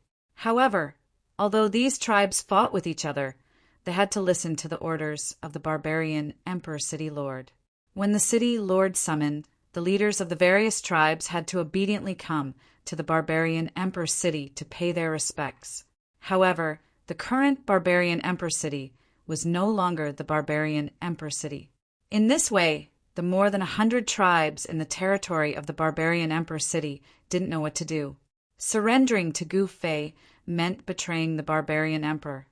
But if they didn't surrender to Gu Fei, then they would immediately face a disaster. Under Gu Fei's command, the overlords of the more than 100 human tribes in the territory of the barbarian emperor city immediately panicked. In the Battle of the Black Mountain tribe, almost all the guardian deities of these tribes were killed by Gu Fei, and the leaders of these tribes didn't have a high cultivation base at all, because in the tribe, the most powerful one was the guardian deity of the tribe. For tribes that didn't listen, Gu Fei wouldn't be lenient and would directly annihilate them. The weak were prey to the strong. This was the law of the heavens, and when it was time to be ruthless, one must be ruthless. Otherwise, Gu Fei would have been killed long ago. At this time in the Heaven Witch Palace, Gu Fei and the Heaven Witch Priest were watching the sunset in the courtyard behind the Heaven Witch Palace, drinking spirit tea that was brewed with tea leaves plucked from a spirit tea tree. The environment here is not bad. It's many times better than my city lord's mansion. Gu Fei raised the cup and took a sip, then sighed. One had to say, this Heaven Witch girl really knew how to enjoy life. How about I trade with you? The Heaven Witch Priest said indifferently. At this time, she wasn't wearing a mask, and there was no expression on her pale face. What an icy beauty! Gu Fei rubbed his nose and said, You want to be the city lord? Can't I? The Heaven Witch Priest said, I think you shouldn't be the city lord. you should be the city lord's wife. Gu Fei said with a smile. You. After hearing Gu Fei's words, the heaven witch priest's expression finally changed a little, looking angry and shy at the same time. Ha ha! Gu Fei was amused by the heaven witch priest's expression. This girl was very interesting. Inside the heaven witch palace, the people who heard Gu Fei's laughter were shocked. Who dared to laugh so wantonly in front of the heaven witch priest? However, no one dared to enter the courtyard, because the heaven witch priest had ordered that no one was allowed to enter. All right, I won't tease you anymore. Tell me, what do you want from me? Gu Fei looked at the heaven witch girl and said, This girl definitely didn't come here for a simple cup of tea. The heaven witch priest looked at Gu Fei seriously, then took out a piece of animal skin and handed it to Gu Fei. Gu Fei took it and looked at it. This animal skin was very soft, and there were countless mountains and rivers drawn on it. This was a map densely packed with marks, and the marked places were all cities. This is the map of Southern Barbarian. Work hard, I have faith in you. The heaven magus priest took a sip from the teacup. Chapter 49:31. Although Gu Fei had conquered Barbarian Emperor City and successfully controlled all the tribes within its territory, he was in a bad situation. However, his situation was slightly bad because he was surrounded by the forces of the Barbarian Imperial City, and there were 3 other great cities around the territory of the Barbarian Imperial City. These 3 great cities were Black Fog City, Heavenly Eagle City, and Thousand Beast City. The territories of these 3 great cities formed a triangle, surrounding the territory of Barbarian Emperor City. In this way, Gu Fei had to break through the encirclement of these 3 cities if he wanted to dominate Southern Barbarian. Heavenly Witch, that chick wants to see the world in chaos. In the main hall of the Barbarian Emperor City's Lord Mansion, Gu Fei sat on the throne, holding the map of Southern Barbarians' forces and looking at it carefully. In the main hall, there were 107 lords of the human race, standing quietly. These lords were terrified in front of Gu Fei. One should know that they were facing a god of death. This god of death even dared to kill the 3rd son of Barbarian Emperor, let alone them. Their tribe's guardian god died in the hands of this god of death. Now, some people secretly said that Gu Fei was a divine terminator because he had ended the lives of more than 100 divine beings. Qiu Qianjian, how much do you know about the 3 cities? Gu Fei was still looking at the map in his hand. Master, these 3 cities are bigger than Barbarian Emperor City, and the city lords are half-step divine king human cultivators. Qiu Qianjian, who was standing at the side, answered, The city lord is only a half-step divine king. Then you alone can sweep the 3 cities. Gu Fei said indifferently. Qiu Qianjian wanted to say something, but stopped. Why, you're a divine king. Can't you handle the 3 cities? Gu Fei said with some surprise. Master, although the city lords of the 3 cities are half-step divine kings, the 3 cities are definitely not simple. The 3 cities have formed a super grand formation, and this grand formation has enveloped the entire Barbarian Emperor City. Qiu Qianjian explained. I see. After listening to Qiu Qianjian's explanation, Gu Fei understood. The Black Fog City, Heavenly Eagle City, and the Thousand Beast City were used to seal Barbarian Emperor City. That so-called super array was a super cage. The city lords of the 3 great cities can use the power of the super formation to fight, so Qiu Qianjian wanted to say something, but hesitated.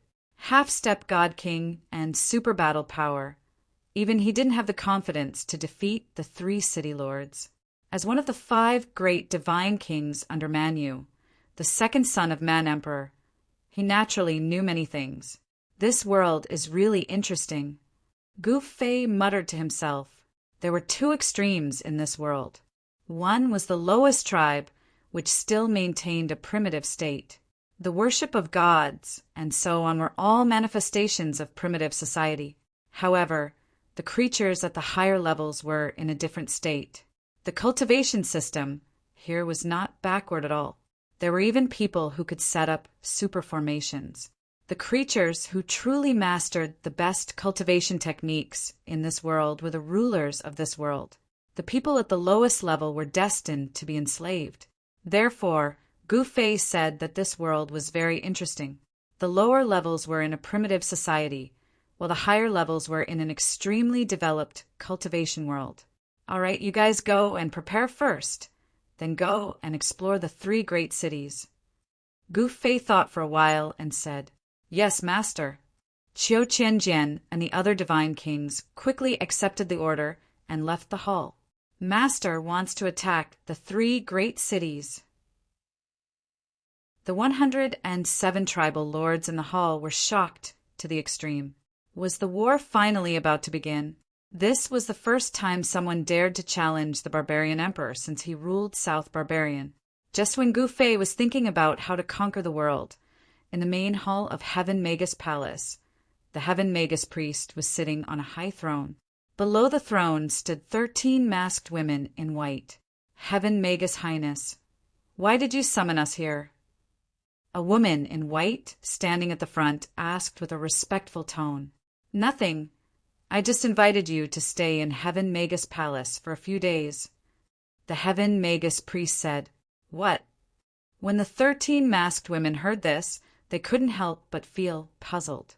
Inviting them to Heaven Magus Palace was to ask them to stay for a few days? Things weren't that simple. "Heaven Magus Highness, are you secretly helping that guy called Gu Fei?" A masked woman voiced out her doubts. The other witches were shocked when they heard this, because Gu Fei was the enemy of the barbarian emperor. Not only did he kill the barbarian emperor's envoy, but he also killed the barbarian emperor's 3rd son, Man Yao. This was an irreconcilable enmity. It was impossible for the barbarian emperor to let Gu Fei go. But now, the barbarian emperor was entangled with a matter and couldn't get away. This was an opportunity for Gu Fei, a chance for him to rise. Gu Fei needed time to improve his cultivation. That longevity coffin was also very mysterious. He needed to study it. The 13 witches were left in Heaven Magus Palace by the Heaven Magus priest. These 13 witches were the witches of the 3 major cities. Without their help, it would be much easier for Gu Fei to take down the 3 major cities. The barbarian emperor city had a Heaven Magus, but the other 3 major cities didn't have such treatment. In the following days, Gu Fei only did 2 things. One was to study the map, and the other was to cultivate. He even threw the longevity coffin aside. Then, Qiu Qianjian led his men to attack Black Fog City. Black Fog City was the weakest among the 3 major cities. Qiu Qianjian and the Black Fog City lord had a fierce battle, but Qiu Qianjian was forced to retreat. Qiu Qianjian, a divine king, couldn't do anything to the Black Fog City lord, a half-step divine king. Was the formation really that strong? Gu Fei was a little surprised. One should know that a divine king was much stronger than a half-step divine king. In fact, he had already figured out the actual situation of the formation. He knew a little about formations. Although the 3 cities had sealed the barbarian emperor city, they were actually protecting the barbarian emperor city. After all, this was the barbarian emperor's ancestral land. In order to break the formation, one must find the eye of the formation, and the eye of the formation that enveloped the entire barbarian emperor city was the 3 major cities.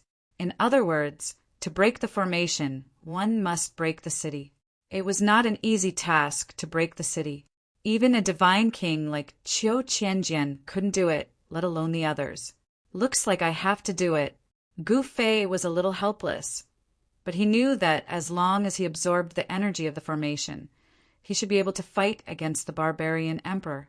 At that time, even if the barbarian emperor came, he wouldn't be afraid. Get ready. We'll attack the 3 major cities in 3 days.